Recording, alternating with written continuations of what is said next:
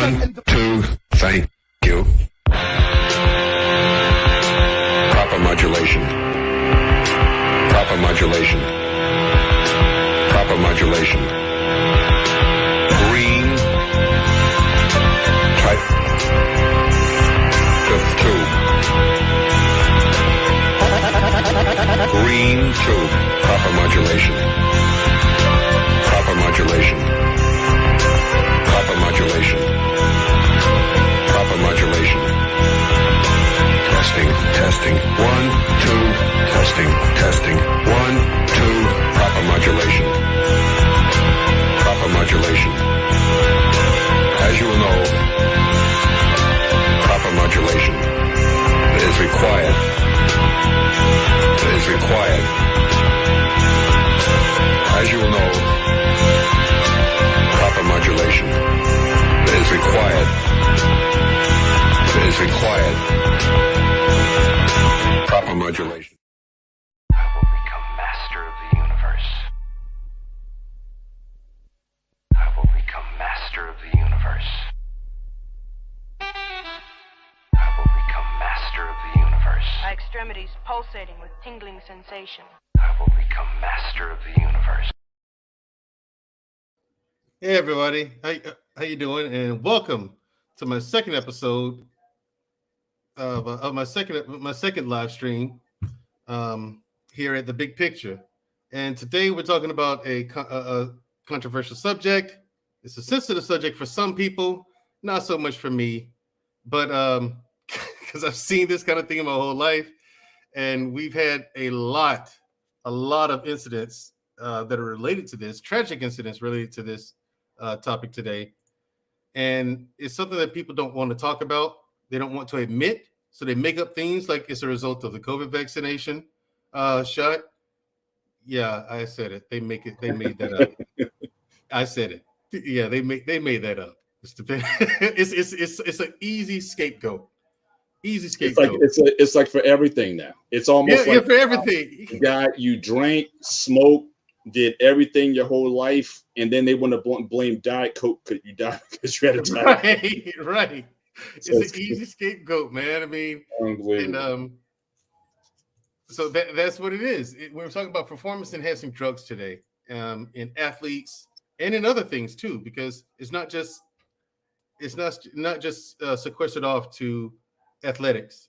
You know, people take speed all the time to study for SATs. You know, rich kids, you know, in privileged positions, they take all kinds of stimulants to stay up late at night and study, and they help them focus.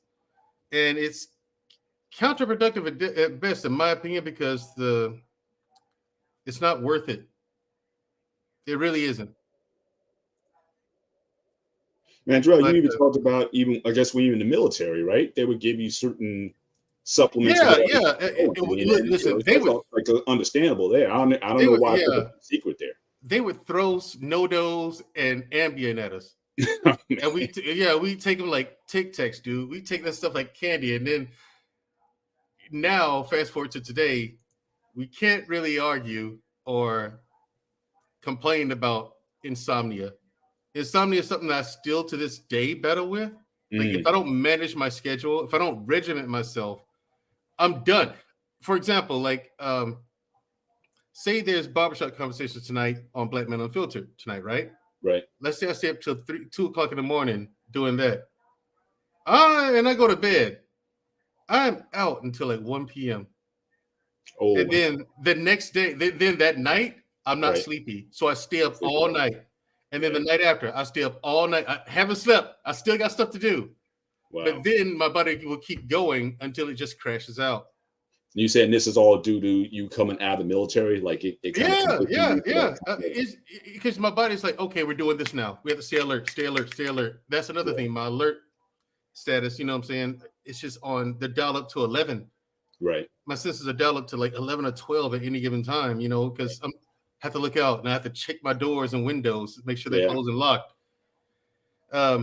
It's something else. So stimulants, we take those to stay awake, stay focused. Ambien to go to sleep. And the worst thing is when you take Ambien and then something comes up Yes. And now you can't go to sleep. You know what I'm saying?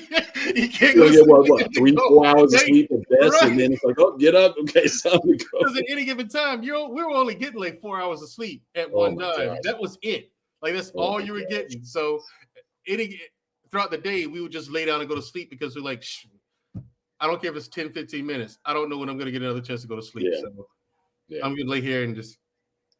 But yeah, it's in the military as well. I've been offered steroids in the military. I always said no. You Mhm. know, I was offered steroids at 16 when I was in the gym lifting weights because I told the guys, I want to be like Arnold Schwarzenegger. I want to be like Arnold Schwarzenegger. Well, you're not going to do it without these. What? What's that? Hey man, look, it's just a little something to help you out, kid. You know, this is on an Air Force base. Yeah. Oh yeah, I can imagine. You know what I'm saying? When I was that age, I was 13. My dad used to take me to Maxwell Air Force Base to work out, and because it was free. You know, my dad was military. Yeah. You know, so you get on base, and the minutes is there free. And today, I can go on Maxwell Air Force Base myself for free. Gym looks different on the inside today, but that stuff is everywhere. Yeah. It is. I mean, you got plenty of people. You saw the thumbnail. I'm not taking shots at anybody. Everyone in that thumbnail does some kind of PED, some kind of performance enhancing drugs. They've all got caught. You know what I'm saying? John Jones. Everyone knows about Lance Armstrong. Tyson Fury has popped up dirty on a drug test, and Gordon Ryan. Come on. Yeah. People may not know who Gordon Ryan is, but Gordon Ryan is today. He is the GOAT. Like he is the greatest of all time when it comes to the real world of Brazilian Jiu-Jitsu, right?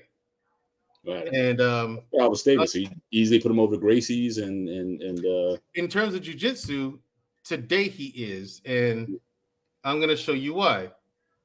Also, shout out to OGJ Speed. Thank you for joining us today, brother. Okay, all right. I didn't want to say anything until you announced me, so that's why I was being so quiet. But could you give the name of your channel so I can put it on my monitor? I only have the. Okay, it is called The Big Picture. Are you saying it is called The Big Picture or Yes, The sir. Big Picture? It's called The Big Picture. That's the name of the channel. Okay, so all that together, it called The Big Picture. No, The Big Picture. Just The Big I'm just Picture. fucking with you. Go ahead, bro. No problem. Anyway, this is Gordon Ryan, everyone. True. Yeah. This is him before the PEDs. He had surgery, right? He recently had surgery, and it brought him down to this, right? 6 weeks later, here we go. The one on the far right. 6 Right. weeks. 6 weeks. He went from this to this. I mean, you tell me. What do you think this is? It ain't vitamin C. No, it ain't. OG, what do you make of it? Look at this guy's progression. This is him at his peak, right? Not bad. Not bad at all. He's still juicing, but not bad. But then he has surgery. He had issues with his stomach because he would get infections, right? And he caught staph infection really bad. He had to have surgery because what happened was the antibiotics he was on, they would kill all the bacteria in his body. They have some antibiotics that would kill only the bad bacteria and leave the good. The stuff that the doctors had him on just killed bacteria indiscriminately. So it's killing both the good and the bad. So the guy with the picture in the middle is him after the surgery. The picture on the far right is him 6 weeks after that. Now, JSP, what do you think of that? Well, I'm trying to look at to see did he have body fat that was covering up his muscles, but he don't have that body fat. So there's something enhancing that muscle tone in that short period of time. So most of the time when you look at people, you look at the weight they are, and then you look at the after effect, you try to see if they lose that fat, will that show up? And there's no way that's showing up with the body fat that he had in the Miller picture to the other side. So you can see he didn't lose that much body fat. He only gained muscle. So that's a good indication when that happens. That he's using Absolutely. some kind of, enhancer. Absolutely, man. I mean, so when it comes to this, I want to bring awareness to this because people see people like we had there's been a lot of people who passed away because of this. And people who have incidents. Like we had what's his name? Hamlin? Damar Hamlin, yeah. Damar Hamlin, yeah. Yeah. That's the kid who they say he got hit in the chest in a weird way and he yeah, and he had a cardiac arrest on the I'm like, yeah, no. Because I've been boxing since I was like 12. You know what I mean? And I'm like, I'm aware of the heart punch. You know, the heart punch, what it does is you get punched in the heart, people, and it causes your heart to skip a beat. And it causes you to seize for just a second. But that 1 second is all you need to create an opening and get a clean shot in. But this guy, he was out for the count. Like his chest, like his ribs would have been broken. No broken ribs or anything. I'm like, nah, you're on roids. You know what I mean? When I was looking for the rest of the medical stuff, I was like, no broken ribs. Other than that, he's fine. I'm like, yeah, you're juicing. That's what happened to you. You're on roids. Wow. So I mean, people, there is no proof of this. This is merely speculation. For the sake of lawsuits and whatnot, for crying out loud. Get started, man. Right. For the sake of lawsuits and all that, yeah. It's just speculation. I have to say that. Yeah. But yeah, so what are you guys aware of some of the things that steroids and performance enhancers do to the body? Yeah, I mean, so I have a pretty good idea. Certainly enlargement, certainly of certain organs. I know, like I said, we have some prominent bodybuilders and internet personalities that have died in recent years. I know one guy in particular, Dallas McCarver, who was a up and coming IFBB professional bodybuilder. And they say that the average heart weighs anywhere between 270 and 320 grams. That's like the average size for heart. They did the autopsy on him. His heart size was 870 grams. So, clearly, it's, super there. Then there was another guy, Rich Piana, who he completed early, but he became mostly like an internet personality. Yeah, that guy. And, he had the 2.2s. His heart was almost 700 grams. Yeah. So, certainly, the heart enlargement, we know about the more you use those, your body starts producing less of its own testosterone. We know about the atrophy within testicles. You certainly, those are things that that go on. And then again, the acne, the hair growth, the thickening of certain bones like the skull, the jawline, all those things start to really, really change your overall look. And then on the women's side, they clearly starting, again, you give a woman testosterone, and especially, again, she starts getting those characteristics, the deepening voice, the enlarged, I don't know if can I say it here, the clitoral enlargement, the enlargement, yeah, that's a medical term. The hair growth, the jawline, just all these things, they literally start, taking on male characteristics, the acne breakout and the damage to the skin, also hair loss, because steroids, they also increase GHT, which is basically an estrogen byproduct. And because of that, that's why a lot of people lose their hair as a result of it as well. So yeah, I mean, lots of side effects from their use. But and the last thing, obviously, people mood swings and aggression. that people go through. And again, it's especially it manifests itself from what I understand in women, especially. You see like the mood swings and the aggressiveness that takes place from that. So that's among the ones that I'm most familiar with, are those side effects. Yeah, definitely. There is more to it. Like you said, the heart enlargement, and you mentioned Rich Piana. People, if you guys Google Rich Piana, man, sick. Like I was like, I don't even want to be that big. You know what I mean? When it comes to muscle tone, I'm like, I don't even want all that muscle. Yeah. Good. Look, Arnold or Lou Ferrigno would have been fine for me. Right. But even they were taking performance enhancers to get that big. Sure. You know? Sure. Yeah, and even people you think wouldn't, like there's Marion Jones, that Olympic athlete, track runner. She was on performance enhancers. Right. The one I first became aware of was Ben Johnson from Canada. In 1988, he broke in the Olympic Games. He broke the world record in the 100 meters, and he was found out later to be doping. So they stripped him, and then you found out years later that actually Carl Lewis himself was also doping. He's from New Jersey. He's from Willingboro. So he too was doing it. So again, it doesn't. The thing about it also is like still doesn't necessarily always mean big muscles. You know what I mean? That depending on what you're using it for, again, recovery, to perform at a high level. So there's a variety of applications. We all know about Armstrong, the cyclist.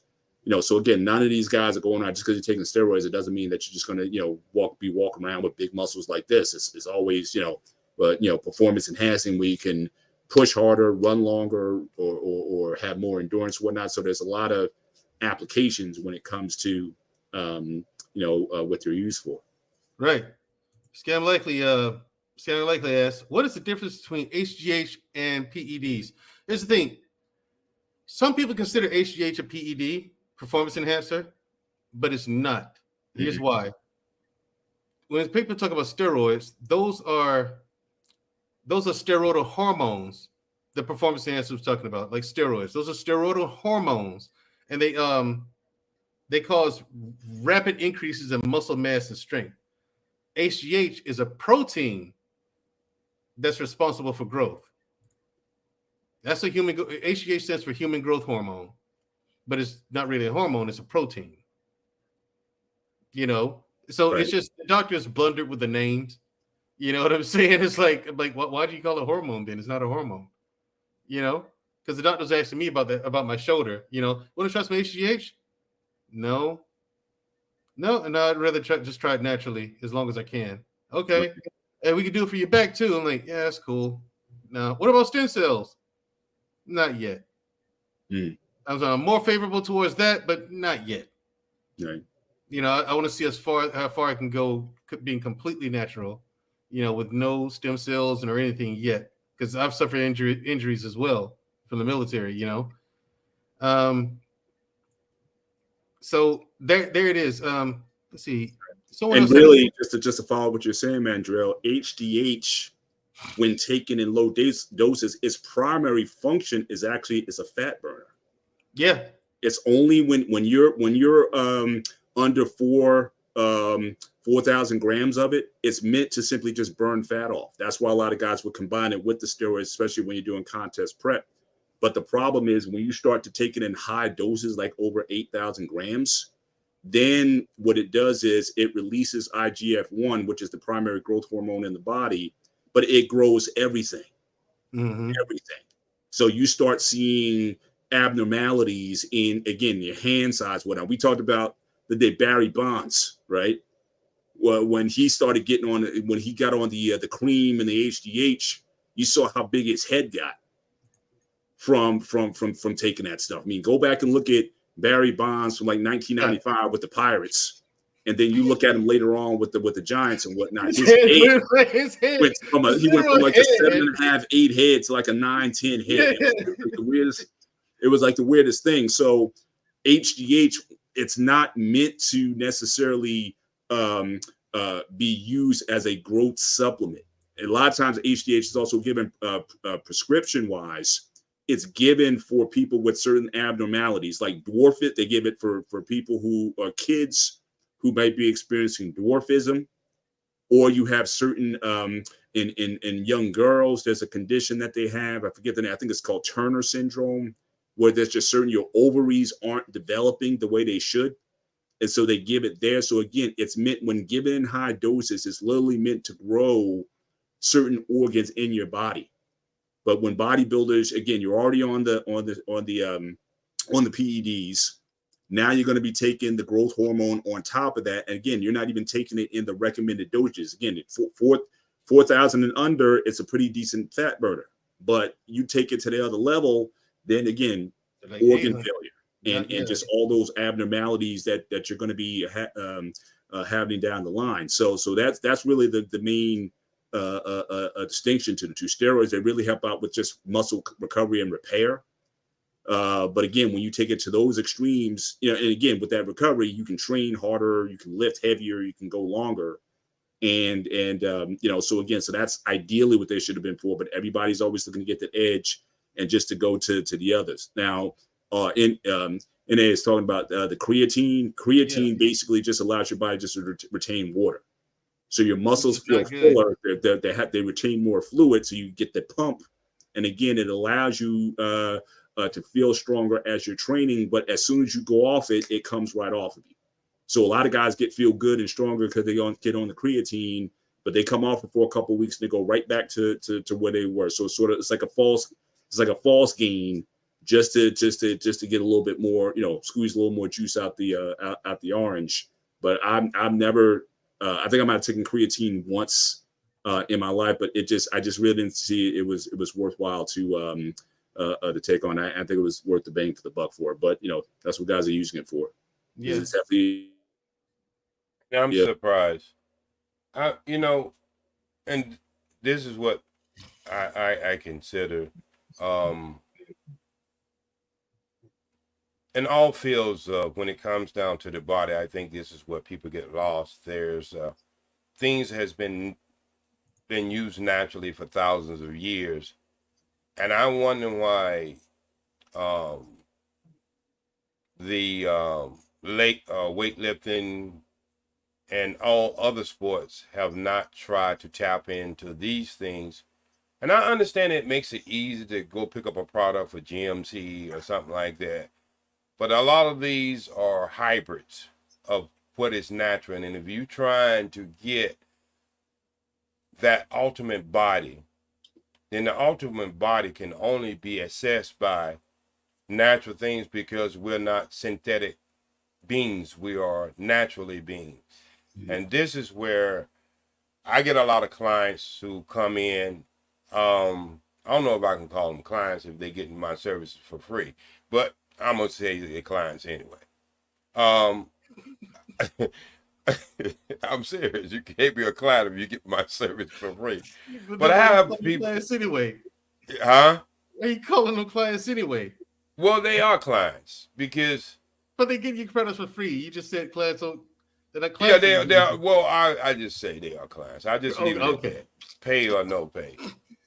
I have had guys who come in who's been using the blue pill, Cialis, and everything else due to the effect of these pills that gives you more blood pump in certain areas. So let's just take a guy who has what we call the prison look body lifter. He's big on top and got real skinny legs. And all of a sudden he's trying to match his thighs and his calves and stuff to his upper body, because they don't have leg weight. For the prisons, they only have where you just did weight lifting. And so he figures that he can get more blood down to the bottom of his leg. What he usually do, because he start working out with his legs for maybe 3 or 4 weeks, nothing but leg exercise. All right. And he using these ED pills because it's pushing more blood down to the legs. So his recovery time and everything, it works like almost like amino acids and stuff like that. But it's a P5 blocker. And that's why all the blood circulates through the body the way it does. And that's why it has the effect of an erection for a man because it pushes all the blood, it forces all the blood, increase the heart rate. And then he comes to me because he may solve one problem, but he picks on another. He become a limp noodle because this this is the way the body works. And we should have found out this from 1970 Susie Chapstick commercial. When she started making them commercials, everybody went out there and bought chapstick and continuously put it on their lips.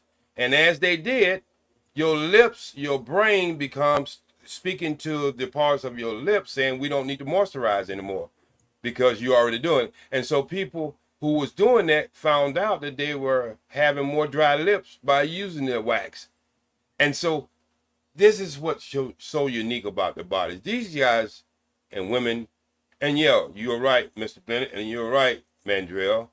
When them women start taking these drug and enhancers, they grow a weapon downstairs. Sometimes it's incompatible to yours. So I don't know if you want to be in that situation where you have to start asking her where she always was a woman. You want to see her birth certificate. And really, you can't check that anymore because they can put whatever they want to on their birth certificate. So what I'm trying to say is there's so many natural products out there. And sometimes it's right there in the back of your yard that you can go and use it and you can perform, you can perform great. Here I am at 65. Look at Mr. Bennett. Bored of hell. You see what I'm saying? But we came up doing it the hard way, which the younger generation say is obsolete. But then we gonna have to look at them when they get about our age, and we go see. We see what surgically have did to people's face. Your face don't stop. Your DNA decides what your face gonna be. Mm-hmm. Now the doctor can go in and make your face the way he wanted it to be, but in the long term, your face don't stop because the doctor went in there. It's still gonna start shaping your face as the DNA model is. And that's when people start looking like a monster when they get like 20 years outside of that plastic surgery. Now, I know I have took this football game all the way to basketball and soccer, and I happen to stay with 1 point, but it is 1 point. Everything that you can do in life, you can find God's medicine. You know what I mean? And, I do push-ups. I do, as you get older, you might not do as much. I used to do 300 push-ups a day. Now I do repetition. I do them in the morning time, the evening time, and I do less, but I keep that communication with my muscle memory. And so that's how I keep a certain tone throughout my life. My arms now, and I'm not even doing push-ups like I used to, but I got this body with no wrinkles because I drink a lot of water. And when I say natural stuff, I don't go in GMC. I hardly ever go in GMC unless I'm getting some kind of powder or something. Something is out of the capsule form because I just don't know what the shelf life is. When you get a herb naturally and you order it from places, and I think this is one of the things you can do, Mandrell, it have the people a list of places that they can order raw herbals that produce great things, and they can use these things, and you don't really have to speak them into existence. Once you start taking them, you go understand they do work, So I just like to warn all the guys, stay away from the women that you think that in the gyms and doing what they should be doing. They might have a weapon bigger than yours, and y'all might be in competition in the bedroom. So that might be an embarrassing moment for you, and so don't do that to yourself. Thank you. Now we're going to get into some of the dangers of it. There we go. This, ladies and gentlemen, is Kelly Muscle, YouTube sensation, former prison inmate, and former professional bodybuilder. Kelly Muscle had a heart attack last year, a bad one, and it was one of those heart attacks where he can't overexert himself anymore. He can exert himself, he can exercise, but he can't work out hardcore like he used to because every time he tried, and he had this on video too. He would end up in a hospital. Like his heart is just nowhere near as strong as it used to be because of steroid abuse. But he made this video a couple of days ago, in fact, 2 days ago, in fact. So I want you to hear what he has to say. See what's here? It's for educational purposes. Everyone hear this? I just had to do this video. Yeah, I had I this think. stuff laying around and I got mad. Trenbolone, man, it gets you strong, right? It also get them arteries hard and strong, cause high blood pressure, water retention, which we all know water retention is bad for all your organs in your body. Raise your estrogen, right? It's the most harmful roid juice, PED. Some test sip. I don't know why it's orange. All the tests I ever had wasn't orange. That's test sip right there. We all know what that do. Raise your estrogen, give you geniomatesia. Of course, it boosts your testosterone level, which all of us want a high testosterone level. But it causes water retention. You also need a Remedex or Clomid or something like that to keep the water down, right? And I know you guys nowadays, you like to use a lot of it. Primobolan, supposed to be a nice one, right? When you get ready for shows, keep you lean, less water retention and all that. It's all trash, man. I don't need them no more. I don't need it.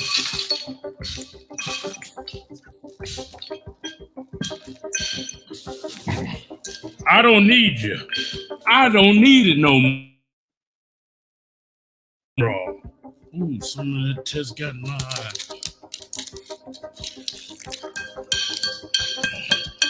Hollow tested. All the fighters like this, it make you aggressive, mad, make you super strong, right? Trenbolone got in my eye.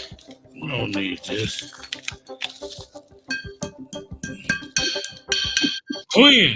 Ooh, y'all like that clear. You add it with some caffeine, clog up that heart real good.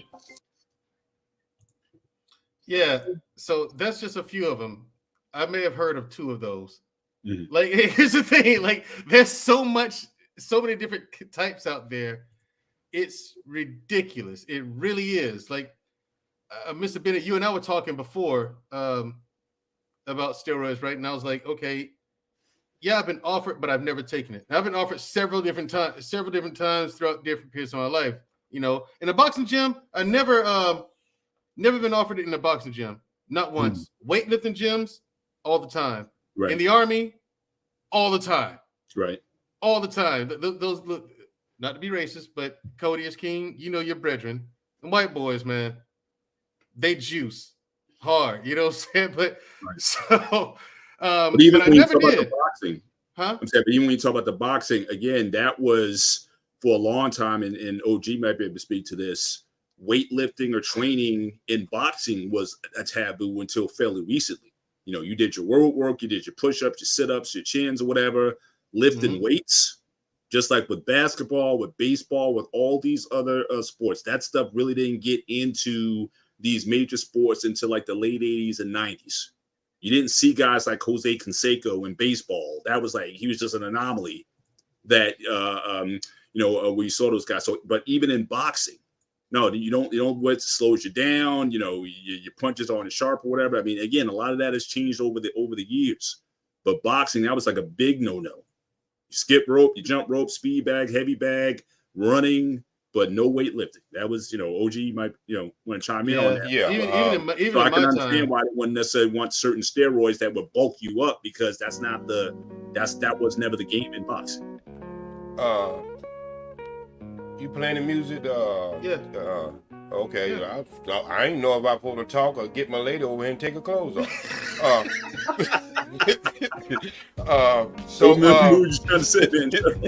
Shout out to Ricky Williams in the chat. Ricky Williams, yeah. So you are correct, and believe it or not, Mr. Ben, I bet you can tell when this started to happen, having to change. Holyfield was not a natural heavyweight. No, it was not. And he started this whole sensation of this weightlifting. And think about what you just said, and you said something very important. If you really look at basketball and boxing, that's where a lot of these injuries are coming in, because of the weightlifting. See, when you do natural exercise and you do natural, your own body pull up, and everything. You build your stamina, jump rope and stuff like that. Boxers and swimmers' body used to look just alike. Yeah. Because if you look at Lanky, the exercise, it's pretty much the same. Right, They're right. dragging in water, and boxers you are swim, dragging yeah. with gravity on earth.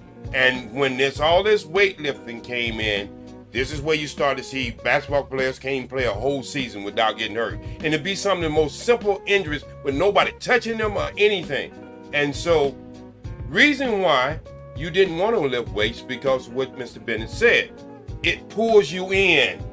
If you ever see when people start lifting weight, everything goes up, shoulders, everything. And No, it and don't. so, huh? I used to lift weights while I boxed. Well, yours not gonna be as noticeable with the size but the head thing you is- have.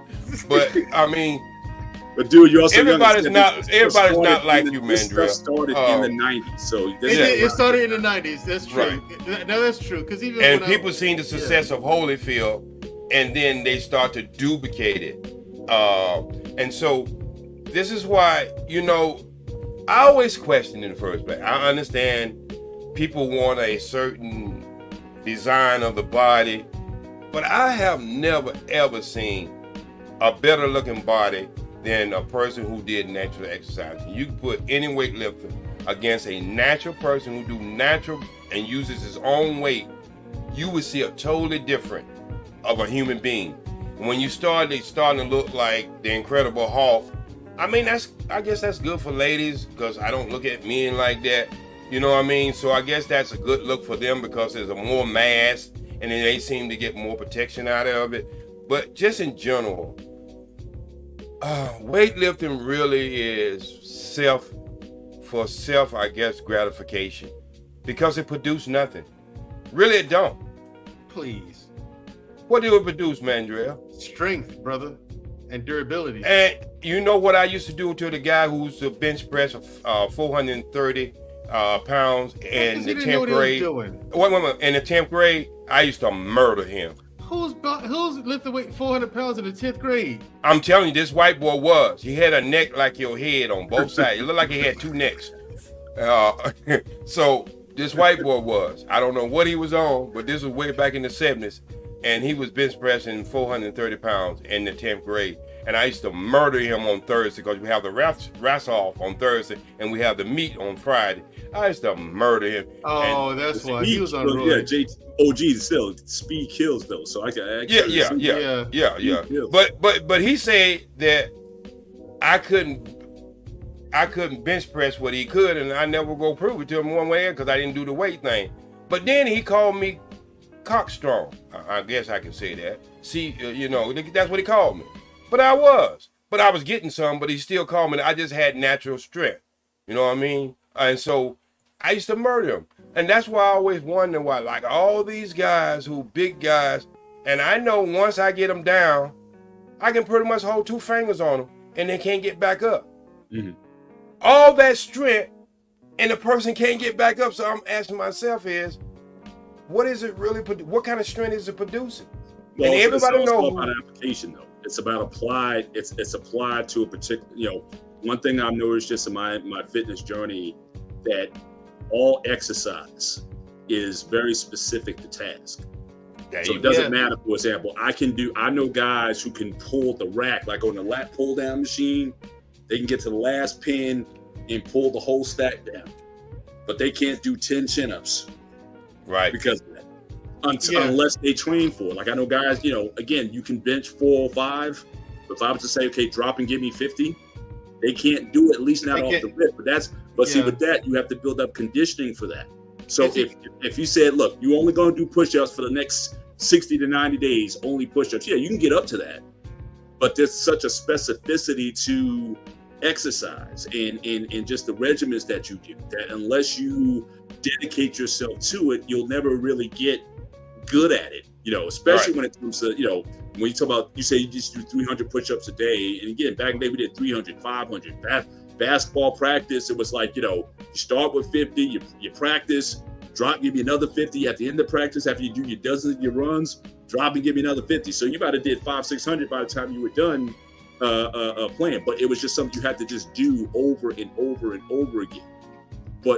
the idea of being able to lift something heavy for a short burst or period of time, that is something that no matter how many push-ups that you do, you'll never be in a position to do. So I think a lot of it has to do with the specific. If you're playing football, well, you need explosion off the line. You against another guy, and who gets off the line first and who can push.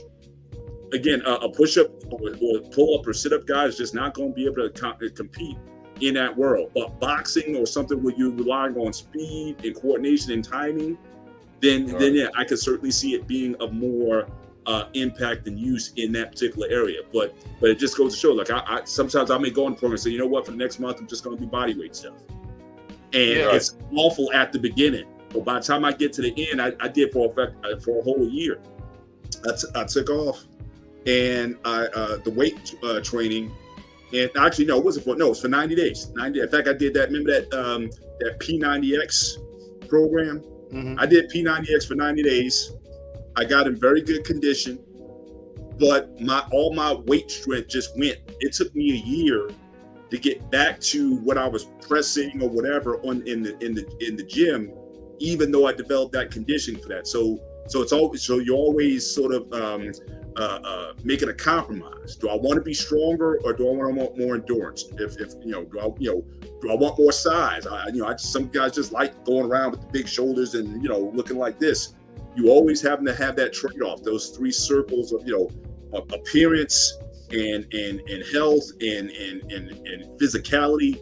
You're always trying to find that sweet spot, that what you may need, and it may not always want to be all the time. Sometimes, I don't want to walk around big. I want to get drop 20 and just be a little bit lighter on my feet. Again, but it all depends on what I'm doing. If I was going to get in the ring, yeah, I'd have to drop 50 pounds. Like I'm 230 right now. I'd have to get to 180 before I'd even bother getting in the ring.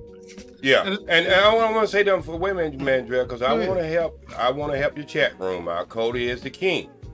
You say what the effort I'm talking about? Stay around for a little while. You might learn something, son. Because this is about information that you won't hear on TV. You talking about somebody who's been doing this ever since I was 9 years old. And if you just stick around a little bit, you're going to learn something from these three people, because I'm pretty sure all three of us have a different approach. But it's about the journey. And you can pick your own journey once you learn something. Okay? So I'm not getting on you, but I'm just saying, this is not the channel for the peanut gallery, okay? If you want to know something, just be polite, be respectful, and just ask the person in a respectful manner, and then you might learn something. I might learn something from you. You might learn something for us. This is not one of them channels that we go be over here and trying to be an amateur comedian, okay? All right, so you can continue as you was, Andrew. Yeah. The thing is, like he was saying, it does matter. And here's when it hit me when I was in the Army. I'm in the gym bench pressing and stuff right there because I want to increase my push-ups, But I was doing the barbell bench, right? Right. And at the time, I wasn't doing dumbbells. I was just used to always doing barbell, the long barbell bench press, and it didn't help my push-ups none. I mean, in order for me to get my push-ups better, I had to do push-ups, right? Here's what I discovered, though. As soon as I started including dumbbell bench press, through the roof. I went from doing 85 at one time without stopping to doing 110. Right? And I was 85 like, what? Now, were these, were you 4-inch range? How much range are we talking about? Full range, yeah, full range. Military push-ups. Now, here's the thing. I was doing push-ups at the same time too, so that might have been it. But I'm just saying, I just noticed a difference when it comes to dumbbell. And everyone I told that, I said, listen, you want to increase your push-ups? Do the dumbbell bench press. And then when I looked at it, it's much more of a simulation of push-ups than the barbell could ever be. Mm-hmm. The dumbbells, you have a weight in each hand. So you have full control. So if I maneuver my arms in the same position as I'll do push-ups, you know what I'm saying? And even then, it took a while to build up the strength to do enough to increase my push-ups, right. But then there's different variations of push-ups you can do. But that's when I learned that depending on the exercise, you're working the same muscle group, but different muscle fibers. Exactly. So you're working bench press, you're working the same muscle group, which is the chest, but you're working completely different muscle fibers within the chest than you would with push-ups. Yeah, that's why I use the example of the chin-ups. I mean, exactly. Like that's why the whole the whole thing. You can't do 10 pull-ups, but you can't even do 10 push-ups. And right, and it's the thing. I laugh at those guys too. I do. I laugh at them in their face. Like, you telling me you're pulling out all that weight, the whole rack. You can't do 10 fucking pull-ups. Pathetic. Don't laugh at them, Please don't. But wait, JSP, I do calisthenics as well. Weightlifting isn't all I do. You know what I mean? Yeah, I know. I still, because I've learned, like, through experience, like, okay, you have to. You got to do calisthenics. Like, that's when you get an old man strength. That's that strength that never leaves. The strength you get from calisthenics, the weightlifting stuff, that'll go away. The strength you get from calisthenics, that's for life. That's how old men get. That's how old men get so strong. Don't forget that manual labor, because the strongest handshakes I ever had was from iron workers or farmers. I mean, they could be the 150-pound guy, but you used to holding that equipment or that hoe or whatever.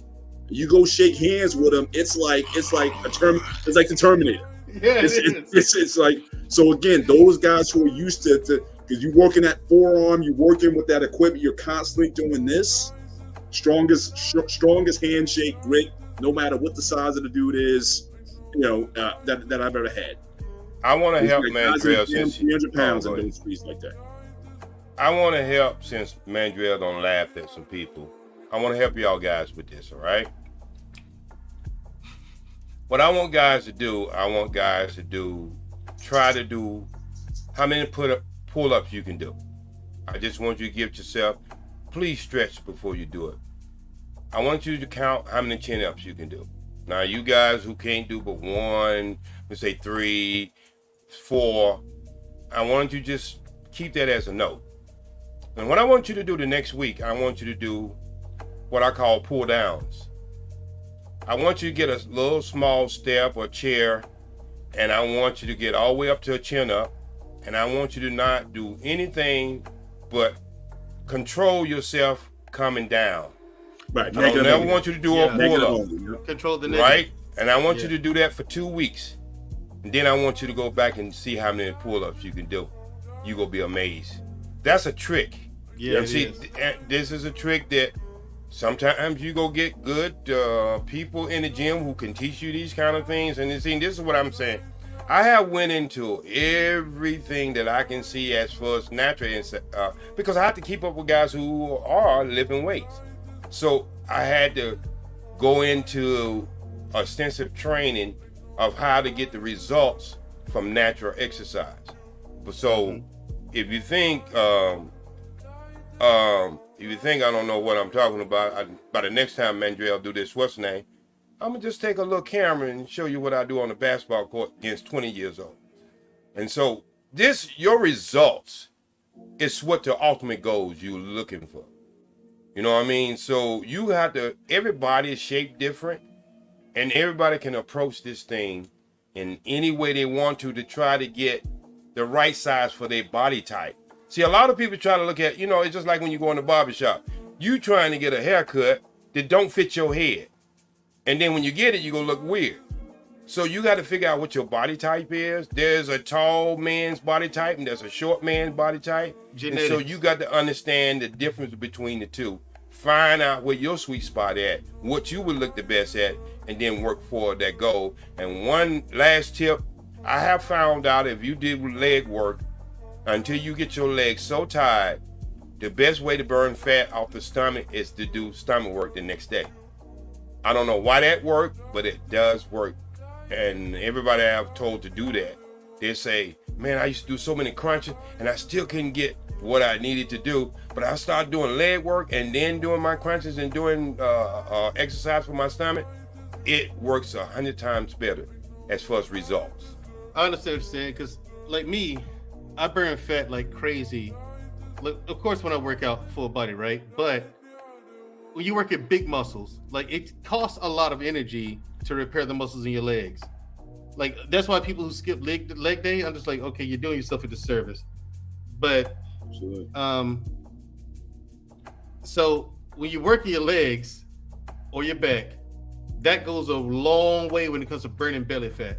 So Jay Speed is right about Well, that. you're working just they're the largest muscle. They're the largest muscle group, so there's right? Going to be much more of a burn, just caloric burn, just overall because of that. So, Yeah, I mean, so that's true, people.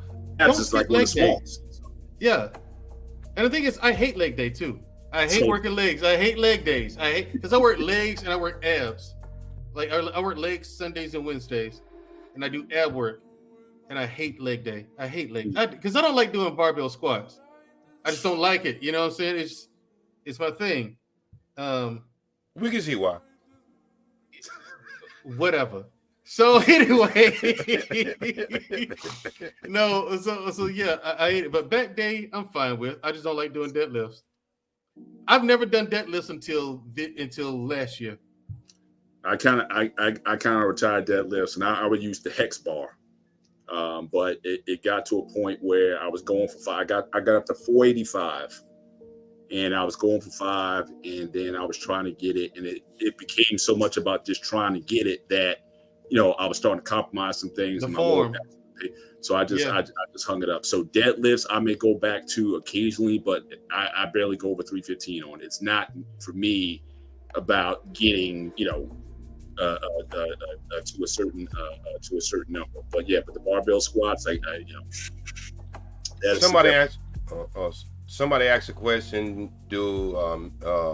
I think it's pointed towards Mr. Bennett and OG, and I'm pretty sure it's towards Mandriel too. She wants to know, do you have any tips for women? I know I have some for women, but go ahead and get it in, Mandriel. No, you go ahead. I mean, I have tips for ladies. Ladies like to make their butt do. They say, "I want to make my butt pop." You hear that all the time, right? They want to have a nice butt. Squats and lunges. Squats and lunges. 2 exercises, ladies.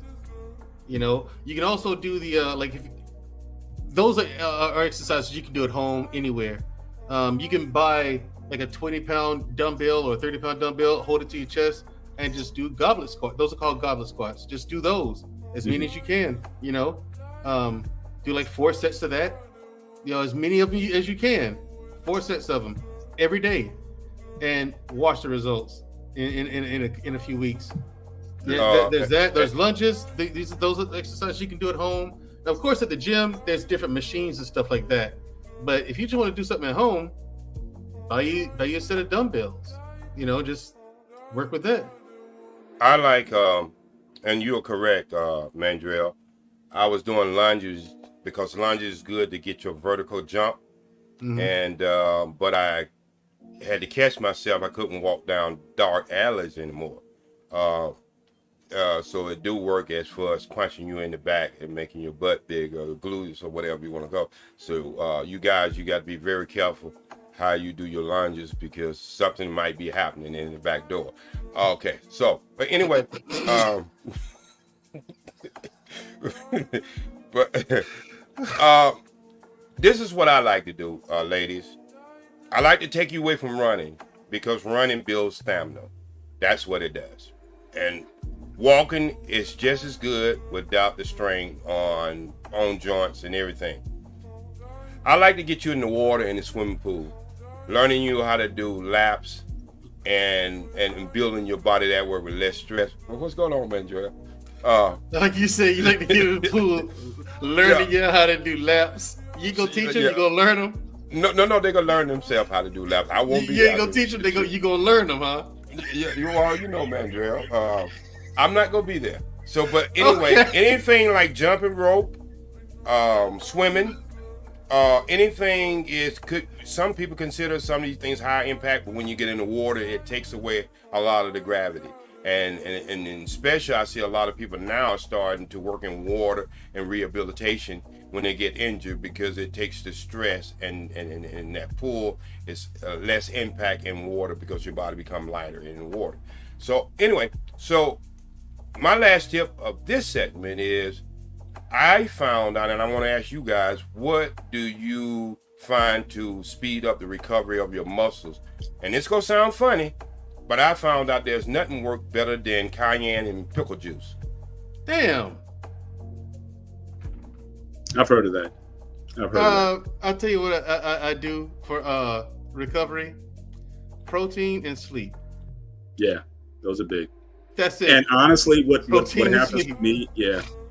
And Also, honestly, the next cardio. work, Also, cardio. Like when I lift weights, if I lift weights, I know I'm gonna be sore. So I do cardio after I lift weights, after my weight training. Like every workout, I do like a 5-minute warm up on some kind of a cardio machine of my choice. It's a different one just to keep things interesting every day. But 5 minutes on that, then I go and do my weightlifting. After that, I do about an hour of cardio. So what I'm doing with that is once you lift weights, you're breaking down the muscles, and you have that releases a lot of lactic acid in the muscles. That's what causes you to be sore, right? So I drink a lot of water, and I do cardio afterwards because when I'm doing cardio, it's flushing out. When I sweat, it's flushing out a lot of that lactic acid. That way, the next day, I'm not as sore as I would have been had I not done the cardio. And everyone I've told about, they're like, "No, you're supposed to do cardio before you lift weights." No, do cardio afterwards. And they're like, "I want to do cardio before." Go right ahead then. See, there's a difference. Look, there's cardio. But after they do it, when they do it, hang on, there's cardio and there's a warm up. I don't mind if you warm up.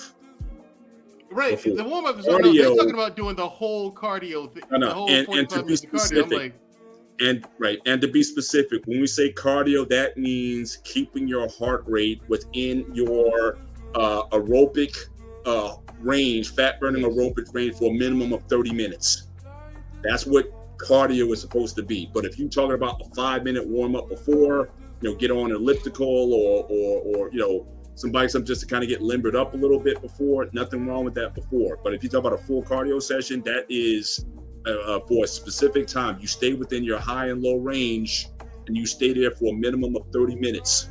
That's typically what a cardio is. So I would definitely recommend that after, because especially if you're doing strength training, you want to make sure you keep all what you have, especially those fast twitch muscle fibers that you're going to need during the workout.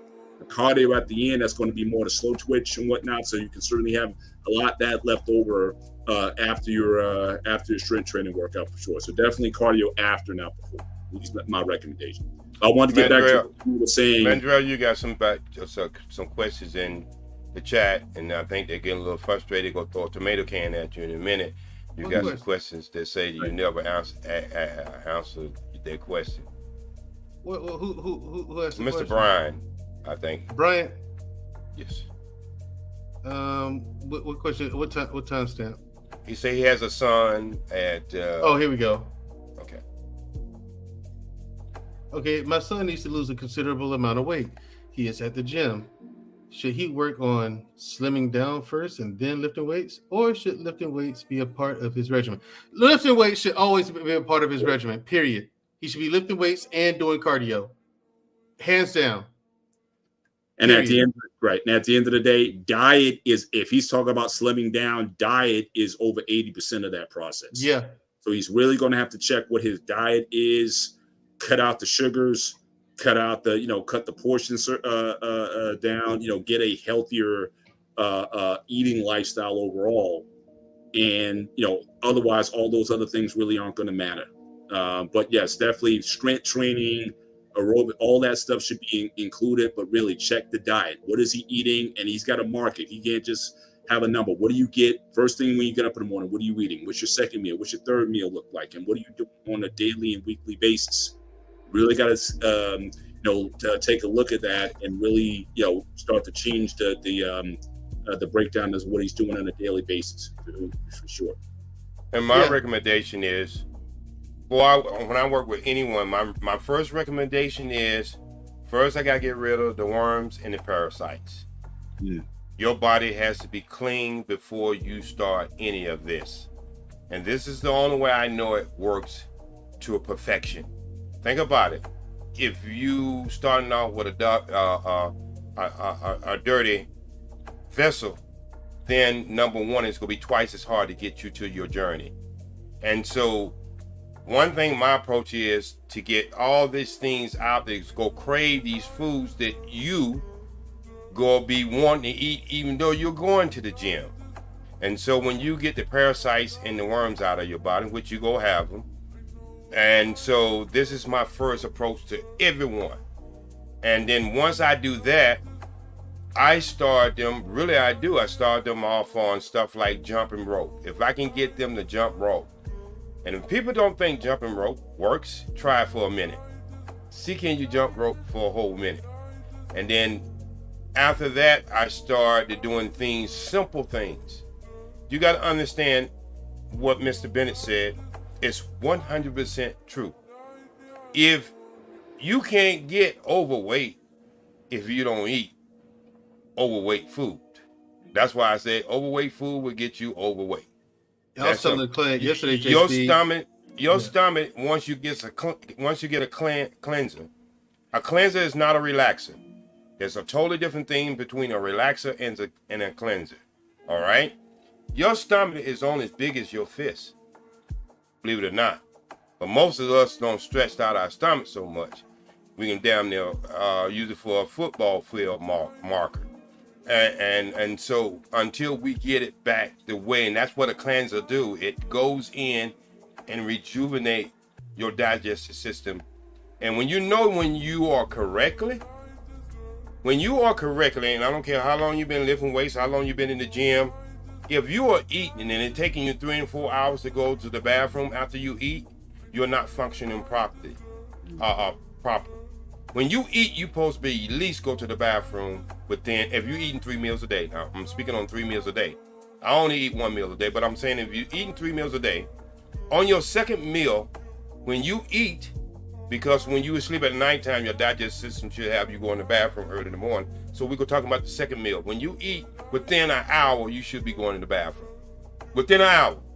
And when you do a cleanse, you'll understand that. And you will be going in the restroom within 45 minutes of an hour after every meal. Yeah, CKLS is one of the things I recommend, and I recommended it to Scam Lightly. I think he's on his last day, or he's got about 2 more days left. And he'll tell you personally what it did for him, and then he's not even through. Yeah, because Testify had a question. I told him I was going to have you recommend some. He says, "How do you detox?" Now, when it comes to stuff like this, people, I'm not going to lie. I defer to JSP. Yeah, definitely. To stuff like this, yeah, because JSP is an encyclopedia full of knowledge when it comes to stuff like this and holistic medicines, and they work. They do work. So, JSP, what are some detoxes that you would recommend? The detox first one I would recommend is called CKLS. All right. CKLS. That's what it is. Yeah, you told me about that. That's spleen, liver, kidney, and colon. That's what it cleans. These are the 3 major functions that give you everything inside of your body. I know we always talk about the heart and stuff like that, but the heart is only pumping out or pumping blood through the system. Either you got clean blood or you got dirty blood. The heart don't care. It's gonna pump whatever blood you got. So these systems here, the CKLS, are the system to purify your blood and clean up your bloods and your cells and all that stuff going to your lungs. So it's all working together. So I would recommend, I was selling this product for a while. And then when I first got to LA, and I met the doctor and I went on some of his retreat. It's called CKLS. You can get it on anywhere. You can order it. Amazon sells it. Amazon sells it. And when you get it, this ain't something you go take every day. That one bottle will probably last you about a year or 2 years. So I think it's something like $26, $28 for your life. And I'm telling you, ever take this right here, it's going to change your life. So how I take it is 5, 4, 3, 2, 1. I take 5 pills the first day, 4 pills the next day, 3, and then so on and so on.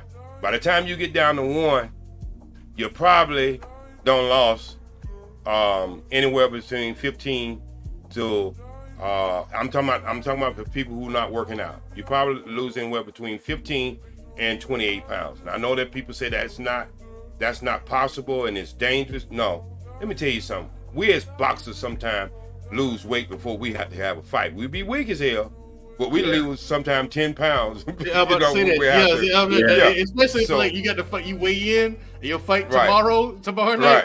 Yeah, you'll see. It comes back. It comes back, but I'm just Yeah, saying you here, so burn it off nobody before says we it's eat. dangerous when it's there. So I'm just letting you know these parasites inside of you, they're the things that are craving all this bad food that you want to eat, the sugars, the starch. And so when you cleanse yourself, your taste buds go change. You're gonna find out that Coca-Cola you've been drinking is really syrupy. You know what I mean? You're gonna find out all the foods you've been eating at this restaurant that you just love is really salty. And so that's what cleansing does for you. And then after that, I don't know about you guys, do you know about this product right here? Let me put it up there. MCT, yeah. Yes. Yeah. MCT. One of the things you want to help to get rid of the parasite, just as on your body, there are certain parasites don't like to live in oil. That's why black people don't have hair lice. They just don't like being on our bodies because our skin is oily. That comes more to the Caucasian or people who got straight hair, who got dry scabs. Well, when you start to take this right here, it's going to help you lose the weight, and it's going to help maintain and get rid of the parasites. So these are the two things I tell you to do, but one most important is you're going to have to start to weigh yourself, cut it in half, and drink that in water. And you're going to see a major, if you just do that, you can lose a pound a day. Yeah. That's 'cause So you JSP, when you're on that supplement, are you fasting during that No, time? I do because I've been on it so long. Plus, but- you only eat one meal a day, so I mean, you're not. Yeah. So I fast up to a month's time, once a year, with nothing but water. But then I look real small. I got videos on YouTube where you can see actually I get 20 years back when I fast for a whole month. Right. This right here on By the that, triangle, so the hang on, eyes.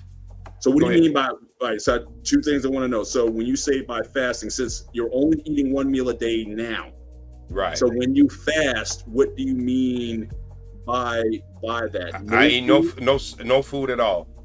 For 1 month, only water. Water for 1 month. I got Okay. videos on YouTube to prove it, and you see the difference. Yeah, my yeah, skin, yeah, my he- puff. Now yeah. on your detox, if you like Testify was asked about on the detox, how long you going to do it? 7 days, 5 days? Like, what would you recommend for someone It- who it's- they don't want to fast, they just want to do a detox? Okay, when it goes with the pills. You take 5 pills the first day, 4 pills the next day, 3 pills the next day after that, 2 pills at the next day after that, and 1 pill after the next day after that. And then you go do the all forgotten thing that no man likes to do. You go have to do a enema, and that pulls the rest of it out. God. And I understand. Wait a minute, see, to get these kind of results, I know it's not something, that we like as men, but there are still things trapped up there, and you're going to only get the rest of that out because you want it out. So laxative won't help with that then. No, a laxative works totally different. Mhm. I mean, it works totally. Laxative is what it calls the stomach muscles to hemorrhage. You go say the word. I'm not gonna be able to say it with my, because I got my country dialect and vernacular. But that's what it does, and it's just your stomach is twerking. That's what I call it. I won't try to use that word again. Your stomach is twerking. And Okay. so that's what a laxative do for your stomach. With this product, it only works when you cleanse. It only works when you eat something, and it's going to send you to the bathroom within 15 to 20 minutes. Right. All right. But even during the detox though, you cannot be eating while you're on. So it's, I prefer now. Like this day is- one, 5 pills, 5, 4, 3, Right. 2, 1. Preferably no food during that time, just No. water. Yeah, but if you can't, can you just please change the way you eat? Now I'm gonna give you something Yeah, important. prep for sure. Yeah. You go, if you eating a meal, take your meals in, I say 20 minutes between. What we do, we put starch and meats and all that in our stomach at the same time. it confuses the stomach muscle what acid to release to digest. And this is why most countries, when people go to lunch, they shut down the whole country and let them have an hour to eat. And that's why they eat in portions, in between portions. So if you go eat meat, and you know you go eat meat, okay, eat the meat first. All right? Give yourself a little space. And then if you go eat starch, I prefer you not to eat starch with meat, but if you go do it, don't eat it at the same time. Right. Give yourself a little space, a little buffer. Because when you eat that meat, your body's going to start and release certain acid to take that meat and get it into the process so you can digest it. And so this is where we as Americans, we like to eat like we're looking at eating at a smorgasbord. We just want to put everything in there at the same time, and your body. The whole idea of the casserole, right? Right. So what I like to do, Mr. Bennett, is when I'm on the 5, 4, 3, 2, 1, and I say this is my first time doing it versus me 40 years later, I tell everybody just be conscious. Don't eat bread. Don't eat bread. And after I say that, don't eat anything white, and it covers everything. Think about what I just said. Don't eat anything white, and then you ain't even got to question yourself.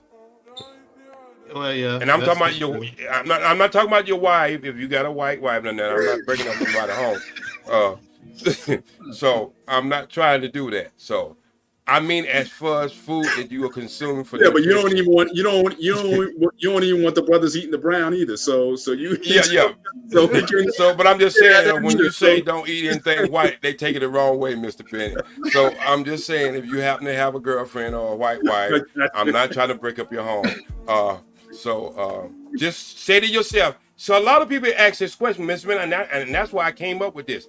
A lot of people will be asking, what can I eat? What can I not eat? What can I eat? What can I? And if you say just don't eat anything white, it covers everything. Your sugar, your starch, your pastas. You put one in now. What about onions?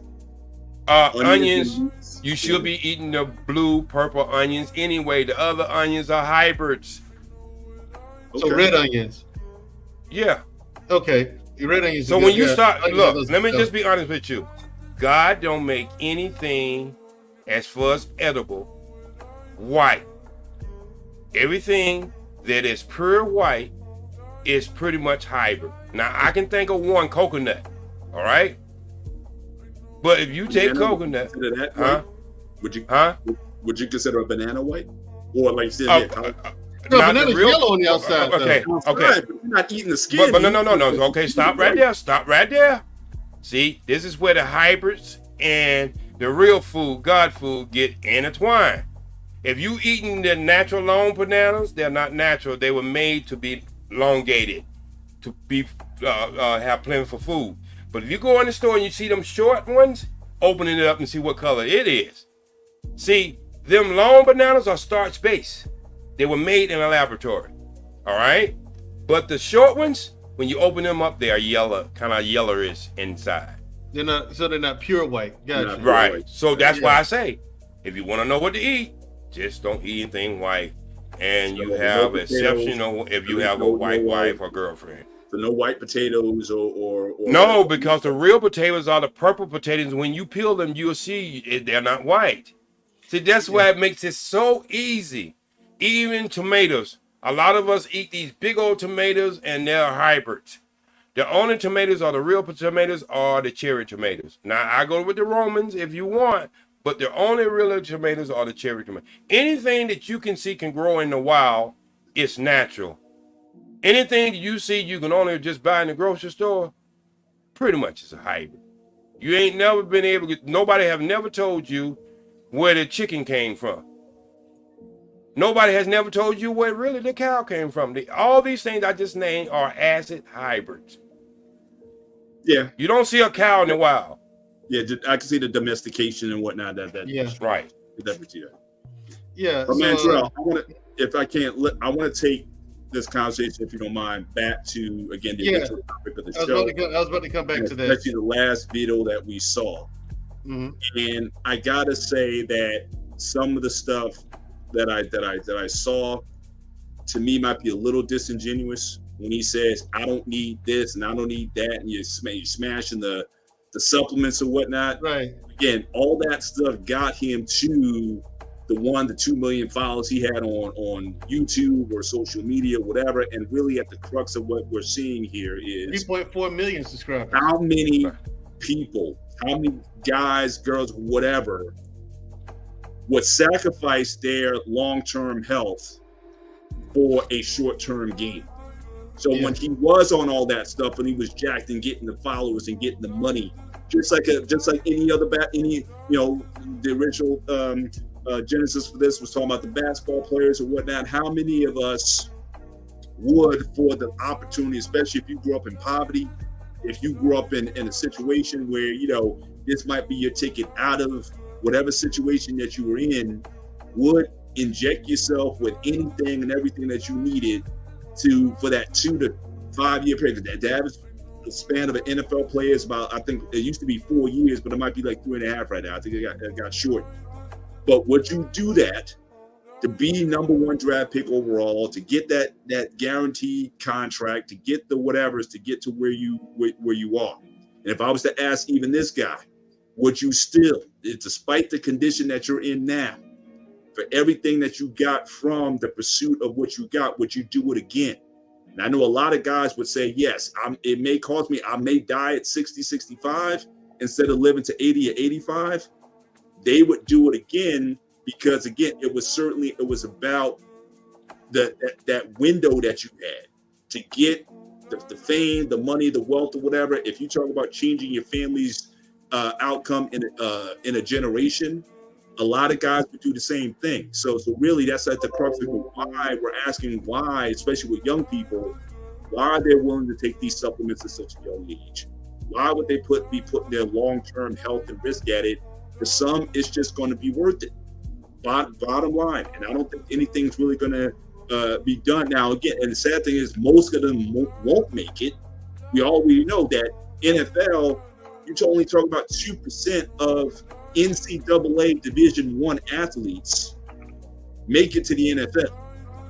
So you're talking about the minority of the minority that even get there. But for the opportunity to get there, these people are willing to do whatever it takes to get that, because they simply are not going to. They don't think they can get it from anywhere else, and that's going to be it. That's why this situation, I think, is not going to be changing anytime soon. That's why you're still going to have the bodybuilders going too early, football players, with the long-term injuries, with all this, all these things going on. That is not going to change, and that's really where a lot of this at. So yeah, would a guy stick themselves with that supplement? And that's the crazy thing too. You don't even know the quality of what you're putting in. That could be snake oil. You could be putting in. You don't even know where it came from. That's a big thing, man. I just said, hey, at your gym, just gave it to you. You don't know if it's a pure product or not. Even when it's the best, you're still going to have side effects. You be putting something in your body that could do a lot of damage to yourself. But that's at the end of the day, people want, Jace, OG. I know you didn't, did you box professionally, OG? Yeah, but until my second operation. Okay. Then yeah. But my hand operation. So you're the closest. You're the closest. Oh, okay. So you're the closest person to ask on this. Again, if there was an opportunity for you to become world champ, were you a middleweight or welter? What divisions that you fight at? 175. Well, so Dwight Kwawi, David Kwawi, Matthew Muhammad. But mostly middleweight. That is the most hardest division. Believe it or not, I wanted to get out of middleweight because that's more tougher than light heavy. So I gained weight to get into heavyweight. Okay, so yeah, but you fought in that era with Hagler and Matthew Saad Muhammad and those guys back in the day. If there was an opportunity for you to get a shot at a title against one of those guys, and if it meant you getting on some program. Now, I'm not saying you specifically. I'm just saying, I'm asking the question. Right. How many would say, look, this can get you there. This can make you sharper, faster, more power, more explosive, which, I don't know if you could do anyway. They said power you're born with. But Right. But if there was the hope that you could get there, how tempted would you have been to go that route? I think without the right knowledge, I think 98% of most guys would take that, would even consider what would be the effects at the end. If you can tell a guy that he could become champion, because fame, the richest fame, a lot of that goes to these guys' heads, and especially when they're coming from poverty. Yeah. And they figure, well, if I become world champion, and then I can get off of it or whatever. At least I made it. So I think with 98% of the guys would. And me, without being in the Nation of Islam, I think that I would have probably did the same thing, because it's a shortcut. I mean, we live in a generation of cheat code. Everybody, even playing games, they want the cheat code. So I think that's the way they look at their life. We come from a generation of cheat codes. And so I think 98% of the guys would do that. Yeah, and Mr. Bennett, that's the net of it right there. It's to me, they told me it would give me an edge and all this stuff, and I knew it would, but the reason why I always said no to it is because, back then, before I knew what I knew, before I learned about what I learned about steroids, I'd always heard rumors that it shrinks your penis, right? That's not true. It shrinks your testicles. But the truth is, it does shrink your testicles. However, anything that can do anything like that to me down there, I'm like, nah. I want to keep my equipment. No, that's the one thing that's the one thing that's. How did they find that out? It happened to Jose Canseco, and that's what I found out. I was like, I was a big fan of Jose Canseco as a kid. You know what I'm saying? Hated baseball; it's boring, but I could watch Canseco play. Right. But if you got extra large, I can see this person want to shrink it, though, right, Mandrell? No, I don't care if I have a 12-incher. I don't want shit to shrink. You know what I'm saying? I'm talking about your chest. If your testicles is hanging down to your knees, they got surgeries for that, don't they? Okay, all right. I just wanted to know. It's easier ways to do it, but if that was a known fact to do that, maybe some guys who's scared of the knife might. I don't know. Yeah, I want to play this video one more time for the latecomers. Okay. I'm gonna play a part of this video for you guys who just came in, and just so you can see what we're talking about. I have another video I want to play too. It's a lot shorter. Playing around and I got mad. Trenbolone, man, it gets you strong, right? It also get them arteries hard and strong. Vaughn, he's naming some of the detriments and the hazardous things that steroids do to your body. So it's kind of for you, Vaughn. High blood pressure, water retention, which we all know water retention is bad for all your organs in your body. Raise your estrogen, right? It's the most harmful roid juice, PED. Some test sip. I don't know why it's orange. All the tests I ever had wasn't orange. That's test sip right there. We all know what that do. Raise your estrogen, give you geniomatesia. Of course, it boosts your testosterone level, which all of us want a high testosterone level, but it causes water retention. You also need a Remedex or Clomid or something like that to keep the water down, right? And I know you guys nowadays, you like to use a lot of it. Primobolan, supposed to be a nice one, right? When you get ready for shows, keep you lean, less water retention and all that. It's all trash, man. I don't need them no more. I don't need it.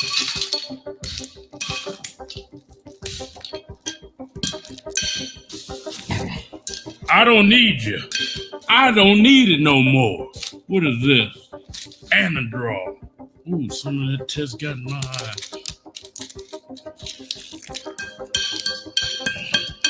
Hollow tested. All the fighters like this, it make you aggressive, mad, make you super strong, right? Trenbolone got in my eye. We don't need this.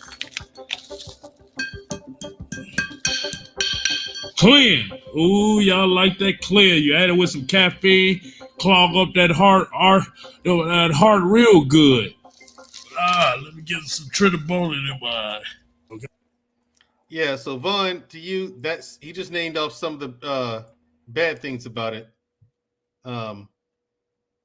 And yeah, man, I mean, it does a number on the heart, basically the circulatory system. It's in trouble when you do roids. Here's another little video I want to play. But before you go on, mind you what he said. He said, I don't need you no more. Right. So I'm saying for a time, he needed him. And like you said, get to to get 3.4 up there, million subscribers without him. So that's the thing that, you know, for a lot of people they're seeking. So let me use it for a time, and then I'll get off on my own way before something happens to me. It's like you want to get into the game and try to get out before things happen to you. But that's the risk. So he didn't necessarily dissuade anybody from getting on the stuff. But, you know, could he have been who he was without the stuff? That's the question. Will we even heard of Cali Muscle without him? So that's the catch. Right. And world class, yes, you're correct. That is one of the guys. Yeah, who is the other guy? The guy came for him. Not Flex Wheeler too, but Ronnie Coleman, not him, but he was another just strong guy. He didn't. Yeah, the guy who curses a lot. Yeah. He says, "Motherfucker, lift that motherfucker shit. Then lift that motherfucker, baby. This motherfucker, but lift that motherfucker." I'm gonna think of his name, people. Oh my god! I'm gonna drop videos of him. Right. Listen, this dude it's hilarious to watch him work out because he's talking to himself when he says that. Right. You know what I'm saying? It's hilarious. Oh, what is that guy's name? I don't know why I can't think of it right now. I'll be headed to the tip of my tongue. But he's hilarious to watch. But I mean, he's working this one dude, this big guy. Hold, smash, and CT Fletcher. CT Fletcher, yes. Yeah. CT Fletcher, another icon. But this guy, I think he broke a world record when he curled 225. Well, if you want to call it that. What do you mean? Want to call it that? That's another thing too. You got these big guys; they don't even curl it. Like they're doing this. Yeah, they're swinging. It's not. They're not using the butt. They're not curling it. This is a curl. Curling is when you're standing there, proper form, and you're only using the one hinge joint, your elbows. Nope. And you're flexing through the moment. You just use elbows. You squeeze the muscle. You flex through the motion. That's a curl, but right. Yeah, and it's also a good way for you to hurt yourself. I mean, again, that's how you tear bicep or tendon or whatever, because you're swinging the weight around and you get momentum into it, and you're not really using the effectively. I see a lot of guys that I've worked with. You can be just as effective using half the weight if you do it in a controlled fashion, but everything's about, I got to get my numbers up. I got to bench 315 or whatever. You see the guys who bench 315, their butt is a foot off the bench. A foot off the bench, yeah. I'm like, you ain't lifting no weight, man. Right? You might as well get on the decline machine. I told one guy, I said, why don't you just do it on the decline machine? Why is that? You might as well look at your posture. Yeah. He's like, can you do it? I said, yeah. Let me see. I said, okay, cool. And so I said, okay, cool. 315, right? I got under the bench. He said, need me to help you unrack it? Like, if you want, I don't need it, but if you want to, he said, I'm going to help you out. He tried to be cheeky, right? So I got in there, I did 4 reps. And they were slow. I was like, 4 slow reps. Yep. Showing the proper form of lifting 315 pounds. I was like, okay, now that's how you do it. My feet flat on the ground. The arch of my back is small. Because you're gonna have a natural small right. You should have an arch. I'm talking about the guys. The guys that are like this, and they're like tiptoes, and they're like tiptoes that butts off the bench. Like, you're not lifting it. You're not lifting that weight, man. Let me get to this video. Yeah, all right. Cody is King is right. Slow is best. He's correct. But here we go. Hey there. Welcome to Life Noggin. Would you? Take performance-enhancing drugs that could help you become an Olympic champion? What if that drug had some serious negative side effects? These drugs are banned in sports, but that doesn't stop some athletes from taking them. So what do, and how do they work? Let's start off with the most famous of these drugs, anabolic steroids. When these are taken, the body breaks them down into smaller molecules that can enter cells and bind to a structure called an androgen receptor. Normally, testosterone binds to this, but anabolic steroids can too. And from here, the real magic begins. See, once the androgen receptor is activated, your body starts to produce more proteins during the process of anabolism. The cells in your skeletal muscles start to replicate, and this means that your muscles will start to grow and you'll become stronger. In fact, in men, exercise and steroids could lead to a 38% increase in strength, and potentially even more for women. And not only that, but anabolic steroids can also help athletes train harder and recover faster by shortening catabolism, the process in which proteins are broken down into amino acids. But of course, not all the effects of anabolic steroids are positive. It can cause acne, high blood pressure, and male pattern baldness in both men and women. They can cause men's testicles to shrink and decrease sperm count, and increase your risk for prostate cancer. And women using these steroids can develop facial hair, a deepened voice, and their periods may change or even completely stop. So seriously, don't use these. But what if an athlete isn't? Yeah. Did you hear that, Vaughn? That was for you. You're ridiculous. All right, let's continue. I heard it. You heard it? OG? Yeah. Yeah, I heard it. Let's continue. Really concerned with muscle strength, but rather wants to improve their endurance. This is where blood doping comes in handy, but again, this is a bad move. So bad, in fact, that Lance Armstrong was stripped of all 7 of his Tour de France victories and was banned from the sport for life. The goal of blood doping is to increase the amount of oxygen-carrying red blood cells in the blood, and this is usually done with either blood transfusions, using your own blood, or by injecting yourself with erythropoietin, a molecule that stimulates the production of more red blood cells. And the basic idea is that the more oxygen that can get to your body's muscles, the more endurance you will have. So does it work? Well, in one study, blood doping increased an athlete's endurance by 34%, and in another, an athlete was able to run 8 kilometers on a treadmill 44 seconds faster than before. That might not sound like a lot, but when these athletes are competing with the best of the best, every second counts. Now, these are just the tip of the iceberg. Other performance-enhancing drugs include human growth hormone, which helps increase athletes' sprinting capacity by up to 4% and increases muscle growth as well. But trust me when I say that if you are an athlete, it's probably better to just train the old-fashioned way, with a lot of hard work and sweat. Work it, baby. Excluding any of the negative health effects, using these drugs means that you're cheating. And in the professional world, that definitely shouldn't be taken lightly. So, do you think the Olympics should allow doping? Will it push the human limit forward? Our good friend Vanessa from Braincraft discusses it here. Between 1 to 3% of elite athletes.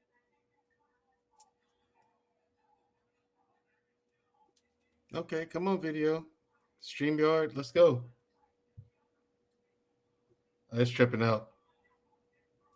Athletes test positive for the presence of at least one banned substance. As always, I'm Blacko. This has been Life Noggin. Don't forget to keep on thinking. Hey there. There you have it. What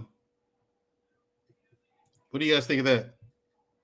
Yeah, that's at the end of it. That's the question. If you think that that's going to be able to give you the edge, and you get the championship, therefore you get the Wheaties box, therefore you get the endorsements.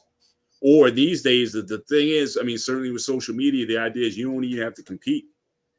As long as you have just an Instagram, an IG or social media presence where people can just look at you and follow you and whatnot, you don't even have to get into a contest. In fact, a lot of guys who are becoming pro, guys get their pro bodybuilder pro cards after amateurs, and they don't even really compete anymore. They just build up their brand. They just so they can say on their IG says, look, I'm an IFBB pro, and they build a brand off of that. And you know, so now the internet is certainly giving a lot of these folks that opportunity, but they don't have to necessarily suffer to strip down to 3-4% body fat to get on that stage in those bikini trunks and pose. They can now, you know, just build a brand and likes and whatnot, and that translates into dollars. So yeah, and now it's probably even worse because there's opportunities for a lot of, you know, gym bros and guys who, you know, who never had any intention of competing. Now they can go on and you know, make money, you know, in this space. So whatever the reward is for it, yeah, guys going to take that opportunity because it's it's not, it's too much of a temptation for these guys to turn down, and it's getting young with people 16, 17, whatever, guys doing the same thing. So yeah, it is that guy Rich Piana, just getting back to him. I mean, he had a massive, it was almost like a cult like following with his what do you call it, 5%ers or 5%ers, 10%ers, yeah, 5%ers. 5%ers or whatever. That was just a whole movement in and of itself. Like, these guys are just on the, he had his acolyte, so to speak, going out there selling his message. But hey, there's a price to pay for it. But he would do it again. I'm telling you. Tell him, man. CT Fletcher had a heart attack. He only did steroids for I think he said he did like 3 cycles, but then he went to the doctor and they said he was having trouble. He's like, okay, cool, he quit. Yeah, I would like to give you your comfortable memory of you bringing 3 guys. I mean, I've been on this earth ever since the first 10 commandments, and for you to bring Mr. Bennett and yourself, this is the things we need to improve life just in general for men. If we go have these spaces, and this would be helpful for women too. And this is just the beginning, because we'll be bringing you things that you can do naturally. And so that's most important. Like, you won't really get this anywhere else, because a lot of people will be on there and just selling a product, and we're selling health, the best health you can get from 3 different minds who's been in the business of health. And the most important thing is, we're not some 475-pound guy on here trying to tell you how to get in health, and he's not a representation of what health is. That'd be almost like somebody who's bald head who's trying to teach you how to keep your hair on your head. I mean, wasn't speaking to you, Mr. Bennett, but I mean, it would seem like a good shot that I could shoot out there, so get a little understanding of what I'm trying to go with this.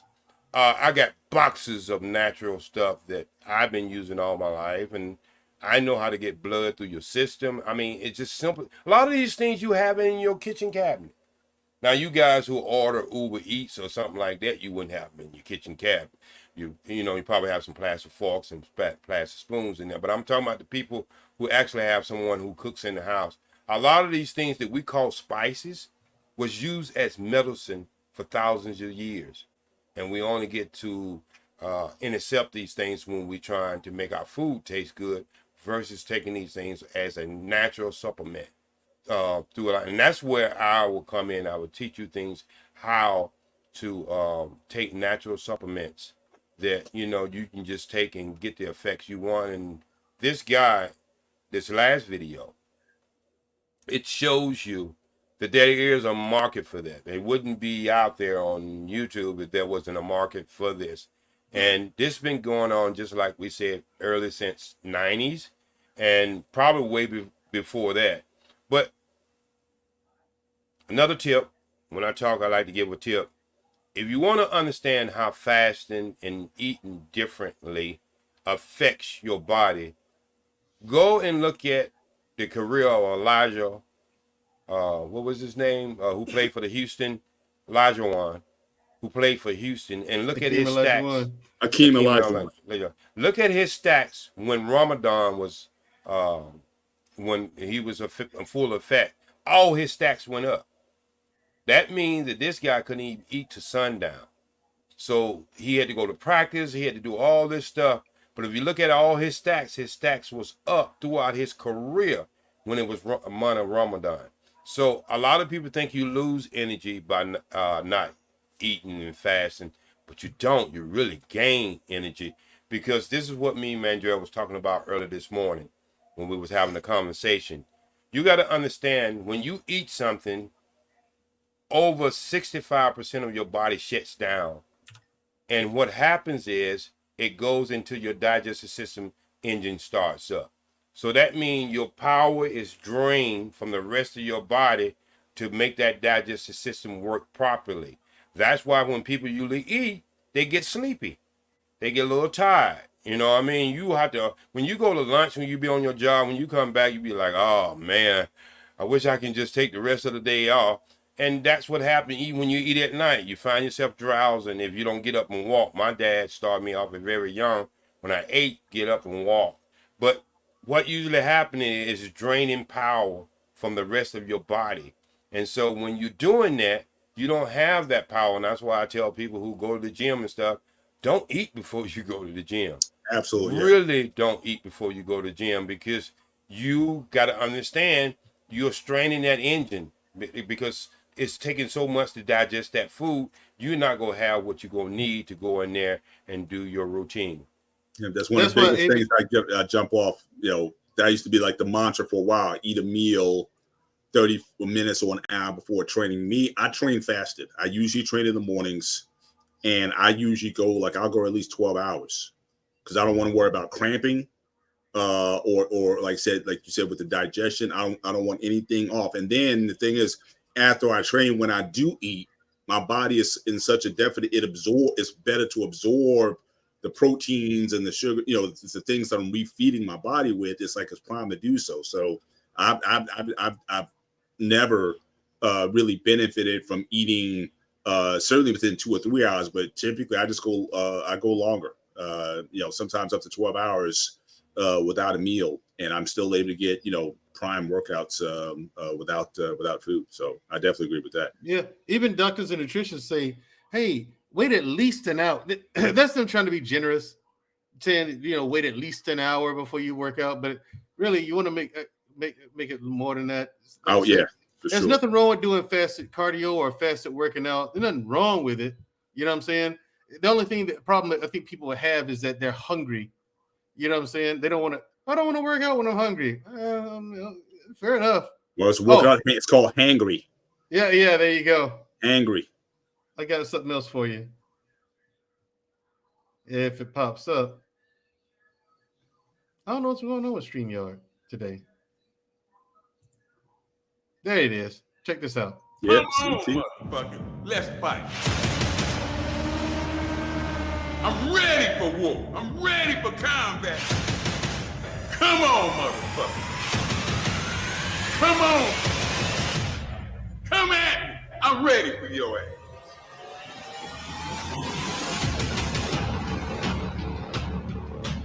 I command you.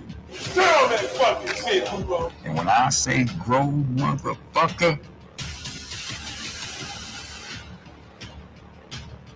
you have no choice.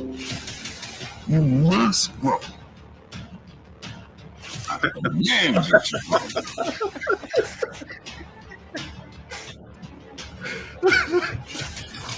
Look at her bicycle. Look.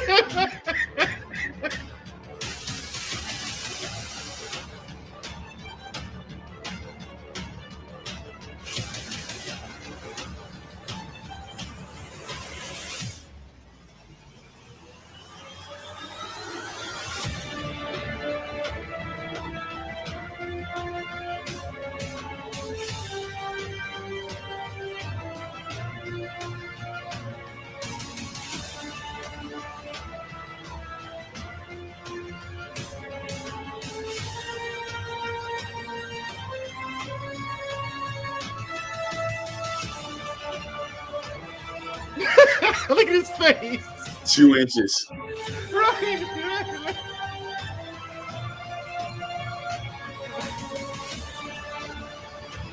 There's the Rock.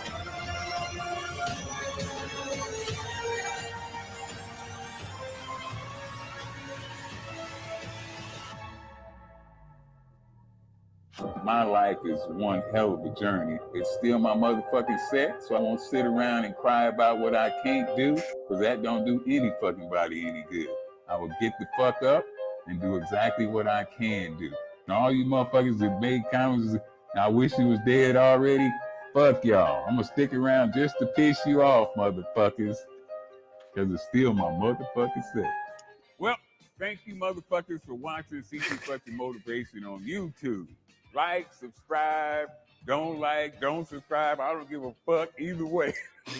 But what you do need to do is take your punk ass over to ctfucking.com and buy something. Cause I fucking said so. CT Fletcher, everybody. CT That's the Fletcher. dream. I'm saying what you just saw. Now, when I saw the barbells The that barbell's were on fire, yeah. right. That is the dream. So that was the everybody was, if you had anything to do, if you were ex-football player, if you were anything to say, okay, what can I do with in these spaces, he was the model, he was the blueprint. Him and then Rick Piana came after him, and like I said, the guy you played earlier, that was, everybody was trying to get there. That was almost like the YouTube when you saw in these spaces, I guess when the Manosphere and all those platforms came up, and everybody was like, okay, I'm gonna jump into the YouTube space and I'm gonna build me a channel talking about relationships, whatever. Prior to that, early YouTube, those were the guys who were really, setting the stage for a lot of these guys who wanted to emulate and do what those guys did. I mean, so that's what drove so many guys to that extreme, was seeing those guys doing what they did. Yeah, I'm gonna show this one more time. You have no choice. You must grow. Come on, man. Come on, Rip. Come on, man. It's on fire for real. It's on fire for real. Like you got nothing else better to do. Yeah. It's almost like I said, it's like the professional wrestlers, I mean, right. Come on, man. It's like you selling an image of like this superhero. You know what I mean? Right. So many people want to be that. Yeah. That's true. CT Fletcher was the man, and then he had a heart attack.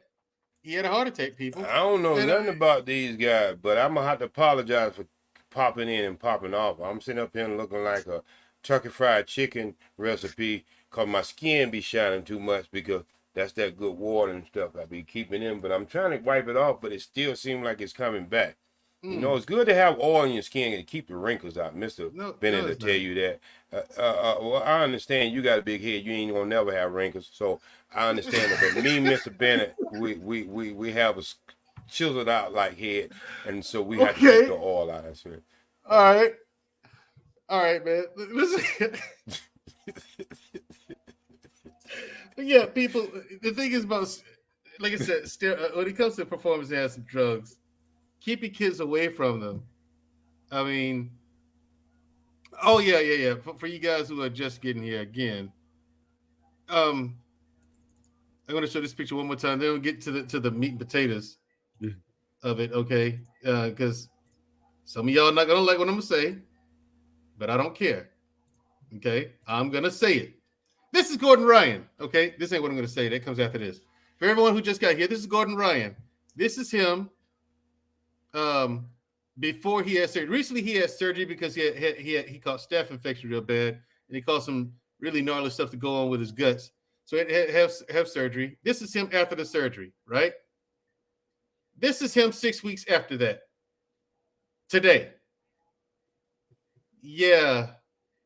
You juicing, man. I don't care how much weight you claim to live.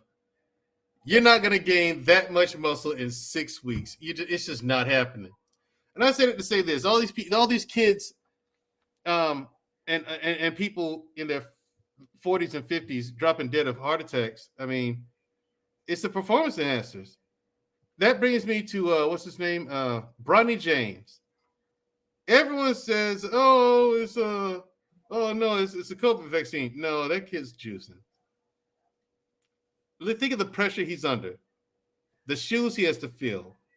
His father is who? The LeBron James. That's his dad. Mm-hmm. He has to come in and measure up to that. Mm-hmm. So the pressure to do so, and I think you and I talked the other day, Mr. Bennett. LeBron James was 6'8" when he was his son's. Yeah, that's the thing. You can't teach height, and that's the thing. Bronny's only 6'3". So, but LeBron came into the league at 6'8", 240, 250, coming into the league. That you can't teach that. You can't teach height or that, or to be able to move at that size. So for him to be able to excel at 6'3", he's going to be, if he does make it to the NBA, which again is not guaranteed. People talk about, Everyone wants to go pro, but again, you still talk about a small percentage of guys who play D1 college sports get to the professional ranks. So he's still going to have to prove himself. Is he going to be that guy? He's 6'3". He's about the same size as John Morant. So does he have John Morant type skills at this point? We're going to see, but any advantage or edge that he's going to need at this point to get to the draft, and that's really, and LeBron said, you talk about additional pressure. LeBron said that's the main reason why he's staying in basketball, because he wants to be able to play basketball or be in the league, either playing with his son or against his son. So imagine that pressure at home, saying, I got to get to the league. I got to get to to where my dad is. So again, all that compounded, and again, I think he's good. I think I saw some ranking or something. I think he might be the 16th ranked player or freshman coming in college basketball this year.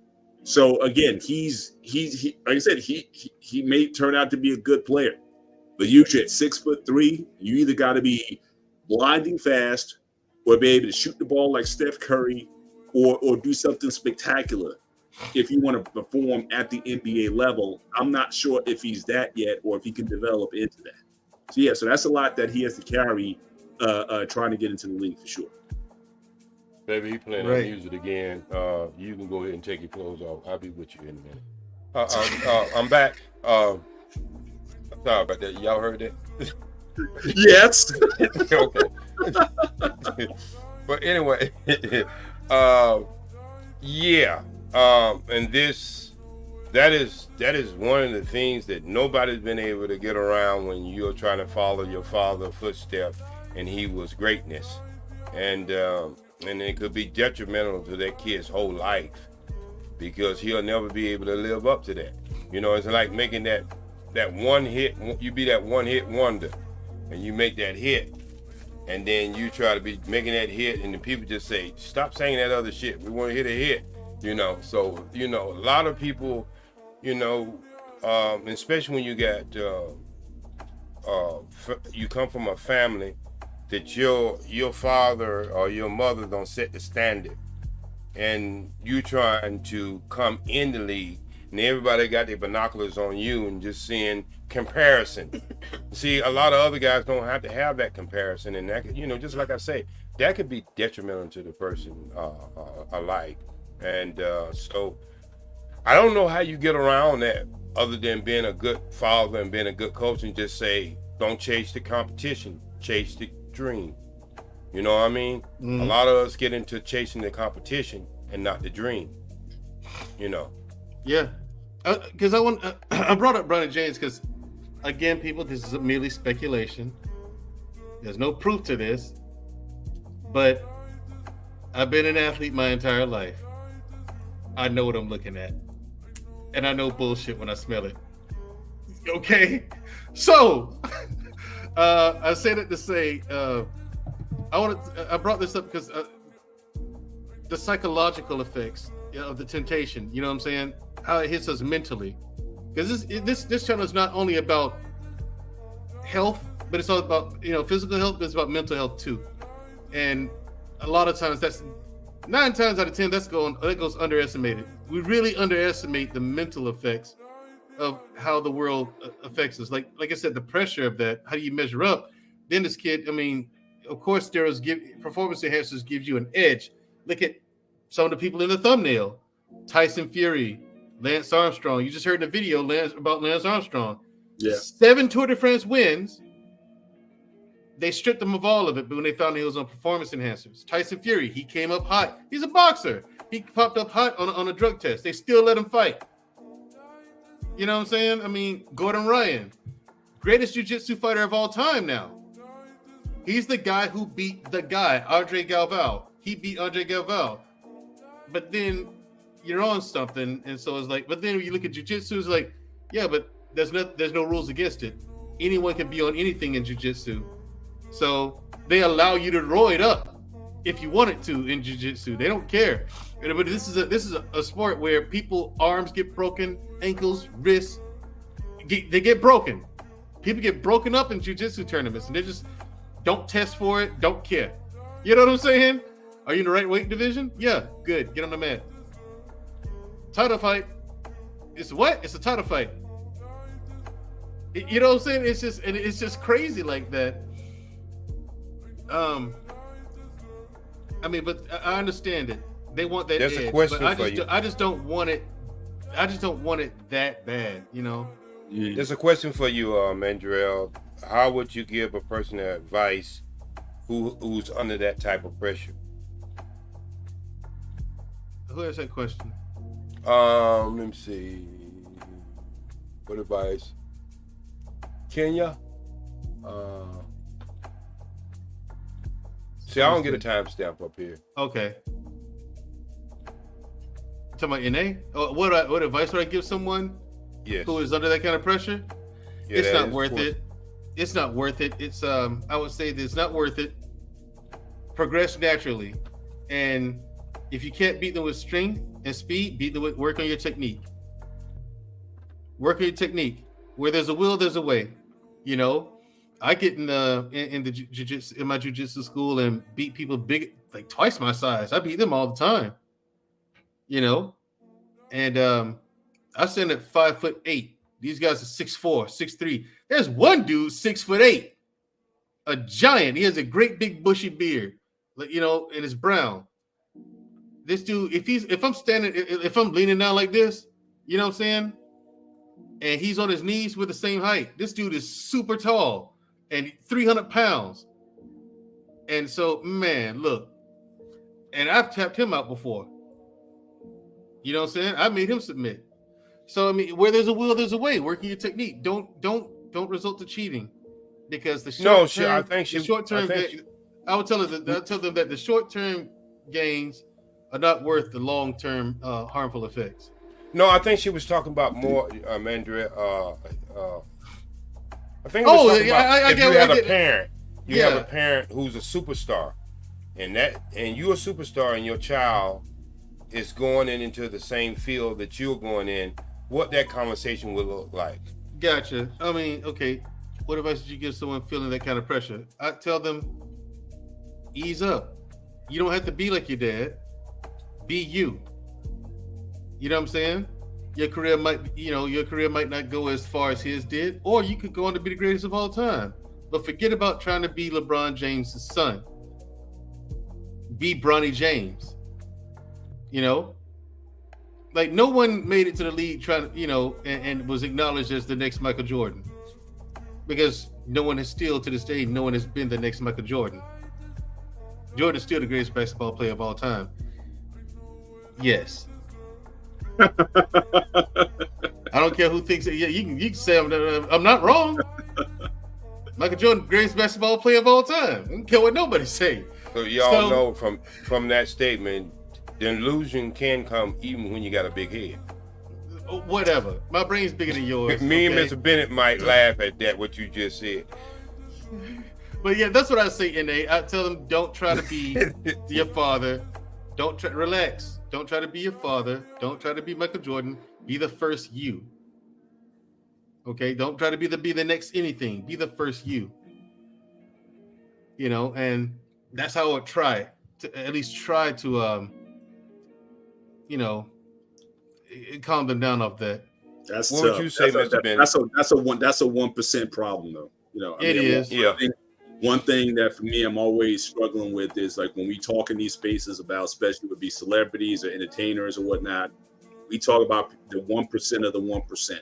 So again, if we had kids who were at that level, we had a barbershop show. We were talking about these athletes and parents, and do you let when the whole Josh situation was going on, you know, as a parent, how do you corral your child from getting into all this crazy activity?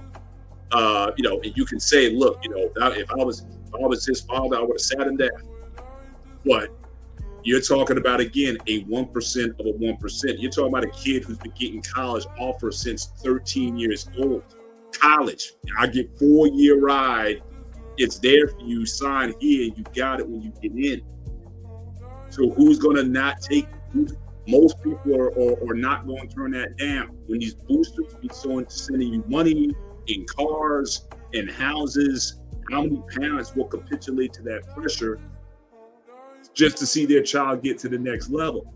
So there's a lot of things we can say from our, perspectives as being kind of, middle class or middle of the road or whatever. But, really until you get into those spaces, they say money and fame and all that doesn't change who you are, it reveals it. And so what do you do, when you have all the eyes looking at you, where these kids are such, they can't even go anywhere. Think about it. Bronny James can't go to the mall with his boys just to do some shopping on the weekend. He can't without armed security around him 24/7. So for me to try to advise him in that situation would be very difficult, because again, I don't have that lifestyle, but he would just like to hang out with his boys, play some video games and Call of Duty or whatever, and just be Bronny, James, just be yourself, but the world around you won't be. Every time he goes to somewhere where he's by himself, somebody's trying to put $5,000 in the pocket. Hey, sign this deal. Come to the school. Come to my camp. Come to whatever. You know what I mean? So that's a rare space. And the reality is, most of these kids in any endeavor don't make it. Look at all the child stars, the actors, kids who just didn't come out of this thing very well. Very few. Ken Griffey Sr. and Ken Griffey Jr. might be an example of a father-son where the son was actually better than his father in the endeavor going forward. But it's rare to have to live under that, to live up to that. So again, I would certainly pray for him in this situation that he can handle, and certainly pray first that he gets healthy, just that he can have a long lifespan. But the pressure that he's gonna have to follow being LeBron James' son, if he gets into the league, let alone if he can just stay playing, he'll probably play 1 or 2 years at USC. That is, like I said, we don't have those rich people problems. So I'm not as anxious to just rush to say, okay, well, this is what I would tell him to do. That is your blessing could be your curse at the same time, that you were born with that silver spoon in your mouth. And there's a lot of weight that comes with that most people don't tend to handle well. People who are children of certainly the rich and the wealthy, it's not to say that they don't get advantages and they're not smart or educated, but trying to do what their parents did, it seldom happens. So yeah, I totally agree along with you, because as an example, in my family, I had 11 sisters, so I didn't have no peers that I had to even worry about, because I was the first boy and all aunts and uncles, and the first boy in my family.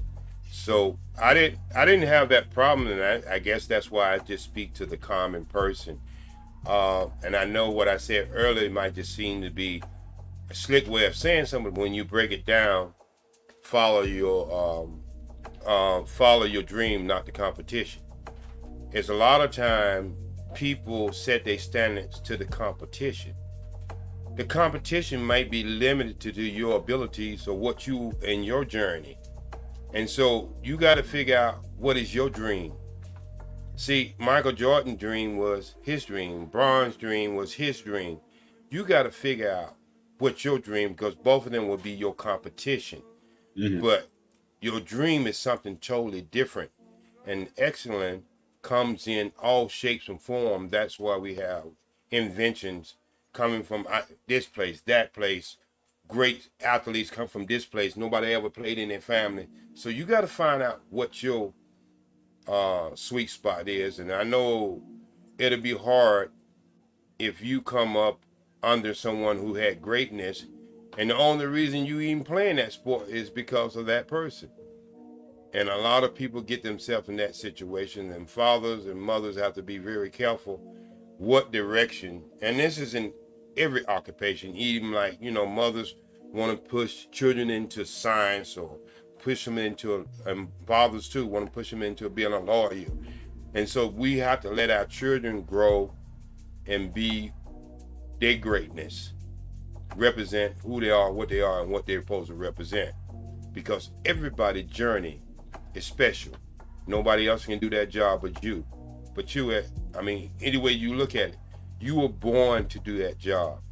And until we start to understand that and get away from a lot of this other superficial stuff that we are thinking is important, you got to find your sweet spot in the universe and figure out what your journey is really about. That's what I would tell anyone.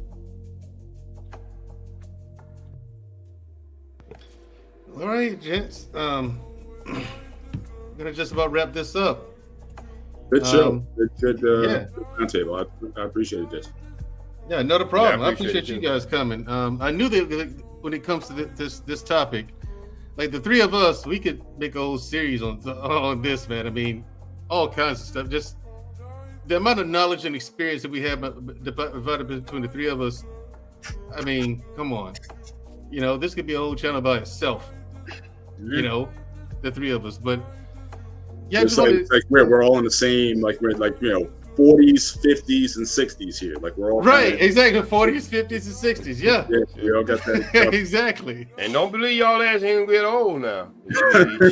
Some of y'all ass go surpass me.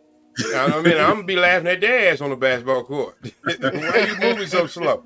So well, you're an inspiration. You're an inspiration. So I'm trying to get to where you're at, brother. You want to know I'm talking about the deep in the crowd. I mess with him, right? I joke with him, but I've actually seen videos of him playing basketball. He can move for a 63-year-old. He can. I was like, look, he's not kidding. He can get around. He can play ball. And I ain't soaking in a bathtub of Bengay when I finish my sport either. I'm having regular recruit time just like anybody else. There's nothing extra. You know, one thing we didn't cover, and I want each one of y'all before we go, and I think it's very important. Mr. Bennett, Mr. Mandrell, would you tell the people how important stretching is before you do any exercise? Oh yeah. I'm a little. Well, actually, let me go first. I go a little bit against the grain on that. It depends on what you're doing. Like I said, I think a warm up is important, but not to overstress. To me, it's almost like you're stretching a cold rubber band. If you do too much too early, you could snap something. So I don't mind a little warm up. Like I say, get on the recumbent, right? Get on that thing for your arms. Do a little, a little bit just to loosen up. But the stretching for me is actually in the movement. So let's say if I'm doing a chest press or a chest press machine, I'm getting my stretching in as I kind of go in and out. I don't go over hyperextended, but I'm warming it up as I'm doing it. Now, if I want to my real stretching takes place after. Now that my body has been warmed up through the exercise, I'll do the majority of my stretching at that time. But even if I was just going to do, like I used to do some yoga, some morning stretch, or even then I would warm up first before the yoga. So to me, it's for me, I take a little bit of a different approach, but an old trainer told me that again, take like a cold rubber band. If you do too much, you can snap it if it's too cold. So I think do a little bit of warm up, but your main stretching after a workout, that's golden for me. After leg day, I spend about 20 minutes in stretches afterwards, and it feels that's where it really feels good. But if I do too much even before, it actually it affects me a little bit even when I'm doing squats or the leg extensions or whatever. So I don't tax the body too much, but just to wake it up and then do my work after. At least that's always worked for me. How about you, Mandrell? Well, say for me, I'll do like a 5-minute. If I'm gonna stretch, I do like to warm my legs up. My muscles, whatever muscle I'm gonna stretch, I like to warm up for about 5 minutes, just to get the blood flow in that area of the body, right? So once I get the blood pumping in that area of the body, then I do dynamic stretches. You know what I'm saying? And I always feel better when I stretch out like that. I do feel better.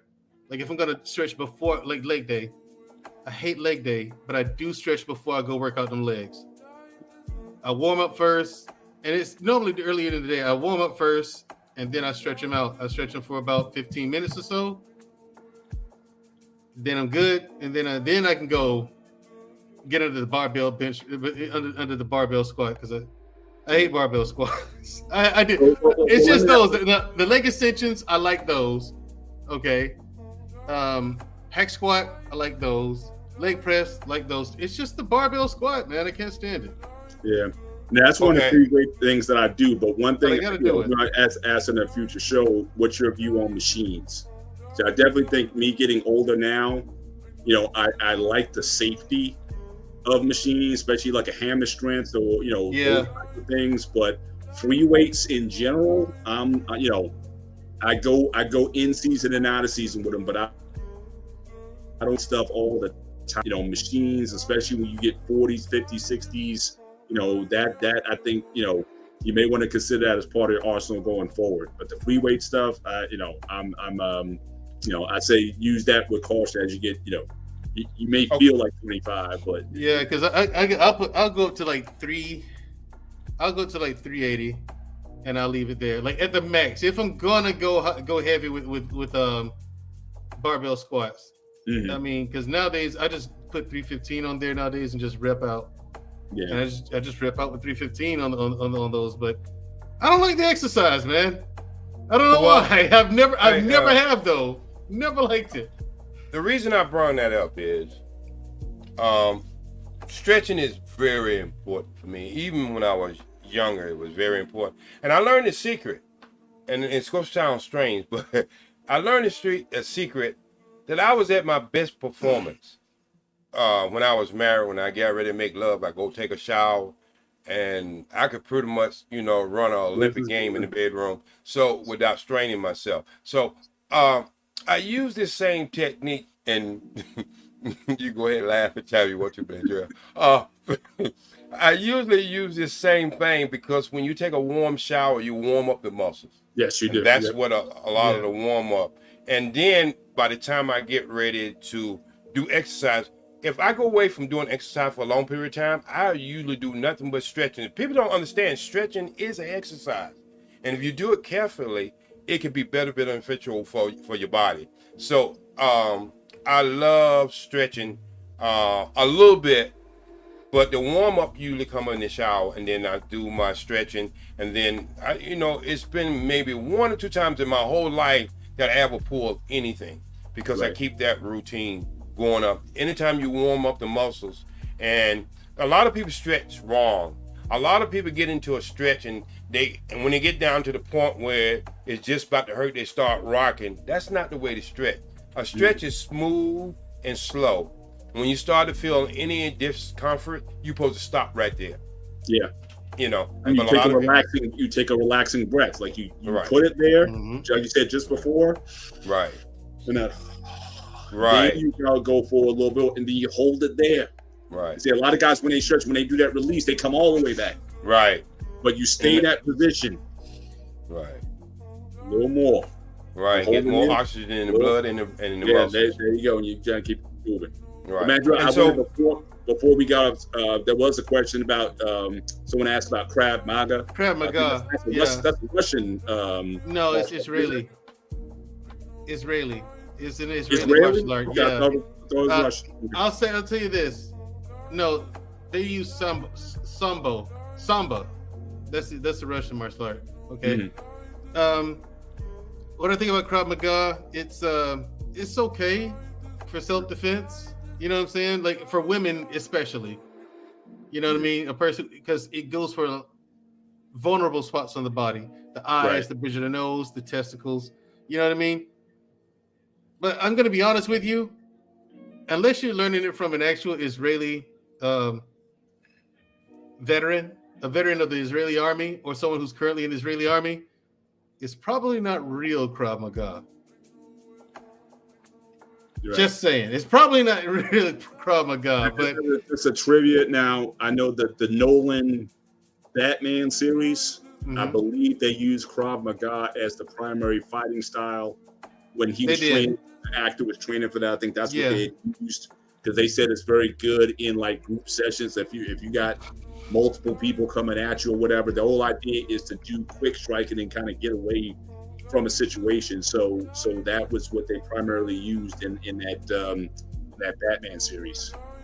I like it since, like, when I first started off, I started off with Jeet Kune Do, and I went from Jeet Kune Do to Kempo, BKF Kempo. And one of the things I find out integrating the two styles together, I remember when I first went into my first dojo, Kempo, and what they do, they put you in a circle, and they have people to come in with different types of attack. And the first time, in that circle, that a person see me do this and move their arm and shift their arm that way and move their arm, they were like, what kind of art is that? Bruce Lee did a lot of that, but he did it so fast that a lot of people didn't know that was part of his style, was to watch boxers. And when he did, when he watched the boxers, he seen how they got away from punches with little movement. So when you get a person, when somebody swinging at you and they moving all around trying to get away from, they're not really trained. A little slight movement this way, a little slight movement that way, and you just missed the punch. Finger poke back. I wouldn't even use my fist in a fight because I learned that is not the hardest I can hit somebody. I would use my palm. Yep. This is the hardest part of any punch right there. It don't give. And so people don't understand that. I don't care what martial arts you take or what discipline you take. When you start to really understand the art of war, it opens up something totally different. It does. In the art of war, you can never use it in the hectagon because the strikes that you would be using would not be something they allow. These strikes are to pretty much kill people. You know what I mean? So, if you think about it, there's a reason why there are certain arts are not even allowed in the hectagon, because if you do a finger poke and you do it properly, you can pretty much do it with your eyes closed. Yeah. One of your fingers will go hit inside of his eyes. And the reason why you do that is just like if anybody have ever had a gnat to go and get in their eye, you see how irritating that becomes and how it distracts you from everything else. And if you do a finger poke properly, you can pretty much kill a person within 2 seconds because they open to anything. And so that's why I had to learn when I got into the nation, the difference between doing a sport and being able to protect yourself in real life. And one of the things I found out about that Israel way of fighting that some of them don't teach you, if you ever in a fight with more than one person, you got to make that one, you got to at least make one person the leader. And a lot of people don't know how to make a person a leader and when they're in a fight with more than one or two people. You know what I mean? You have to move a certain way. That means one person will have to come after you. You're not running, but you're making that person a leader. As long as you got one person a leader, that means everybody has to be behind that person. Mm-hmm. So you're only taking out one at a time, but they don't know what you're doing. And so these are the things we learn in the nation, how to do certain things to handle a crowd. But it's been a good show, man. I hope we do this in the near future where we'll bring more products and give people more understanding of where we're trying to take this at. Absolutely. Hey, real quick, I know, OG, I don't know if do you still follow boxing? Are you still? Yeah, I said the fight. I be trying to get Mandrell, but he, I'm older than Mandrell, but I think he's got a little bit of Alzheimer's because every time I try to schedule a fight with him, he never called me. I tell him to get a group of people together, and I'll bring it on the screen. And like we can use StreamYard, we can have up to I don't know how many, 8 people, and we can sit down and watch the fight together. And it costs you nothing. But he always forget. I know we got a fight coming up. I'm not forgetting this one. Yeah, that's what I was going to ask. Do y'all want to watch that here? Yeah, we can watch it here. I'm having a fight. I'm inviting some friends over, so it might be a little hard for me to interact. Okay. Well, Mandrell, I'll be here. Predictions, Crawford and Spence. How do you think that fight's going to go? I never really predict a fight unless I follow each fighter through their training camp. That's the only way. Their records don't mean anything to me. Yeah, because they're I both follow them undefeated. through their training camp, and I can pretty much say what they're doing versus what the other fighter is, his strong and weak points. So I only predict fights that I follow people to do it, and you know, then you know, even when I'm wrong, I did my due diligence. But anyway, Mandrell, make sure you get the people together. Don't like you, so we all go watch this fight. I am. I'm trying to get in contact with Scam Likely, maybe World Class, see if they want to watch it. But I'm going to watch that fight. I don't care if it's just you and I. Yeah. Okay. I'm watching. Yeah, I'm watching that fight. I've been waiting for this fight for years. Yeah. So yeah, we're finally getting it. I hope it live up to his height. I just hope it live up to his height. So do I. Yeah. All right, everybody. Look, that's been that's been today's show. Thank you for coming. Thank you to latecomers, Quantum Dean of Metaphysics. Thank you for coming. Suzette Speaks. Suzette, thank you so much for supporting me and supporting my new channel. I appreciate you coming in. Von Bryant, Ine, Kenya. The World Class came through. No Captivity with Freezy. Mrs. She Said, thank you for coming. I don't see Mr. He Said, but Tez Defy from the 5100 podcast. These people have YouTube channels. Go check them out. Go support them as well. Reckless Ray Romano, he has a YouTube channel. Go check him out and support him. Support him. Lady Navoa, I'm not sure if Lady Navoa has a YouTube channel or not. Not sure. Cody is King. I don't think he has one, but thanks for your support. Everyone, thank you for supporting me. Hopefully you learned a lot in this one. I certainly tried to inform you as best I could. Just remember, the downsides of performance enhancers: water retention, hardening of the arteries, inflated heart, swollen heart disease. Get the picture? They attack the heart. It's not good at all. So and little prunes and raisins between your legs if you take. That's right. There you go. It does do that. That's true, people. What it does to the testicles, it does. It actually does do that. It's ridiculous. I put a link in the chat. You guys might want to check it out. It was a really good video breakdown on like the history of steroids and agents. And what blew me, it was like back in the day, you talking about OG about how a lot of stuff early on, people looking at natural stuff, but they were using like cow testicles and all kinds of stuff because they understood from eunuchs that when you're a eunuch, you know, your sense of masculinity goes down a lot of different ways. So they knew early on that was tied to something. So they tried to use all these other means to get it. But you had guys having, you know, cadavers and beef testicle, all kinds of things that they were trying to concoct to give men this sort of, you know, this enhancement, so to speak. They knew the key to it was down there somewhere. They didn't know what it was until the 1930s when they discovered testosterone. So it was definitely a very good. But you had elixirs back out like in the 1880s and, you know, early part of centuries where they were talking about, you know, these different concoctions and whatnot to restore virility and vitality and all these different things. So it's always been a long-term pursuit. And so I thought that was a good little retrospective worth looking at. Had a lot of good information in it, worth checking out. Yeah, no, thank you for that. And we've linked that in the chat as well. So check that out when you guys get a chance. Again, thank you guys for all your support. I appreciate it. And we are gonna be out of here. Yes, sir. Yes, see you guys later. Your kung fu is pretty good.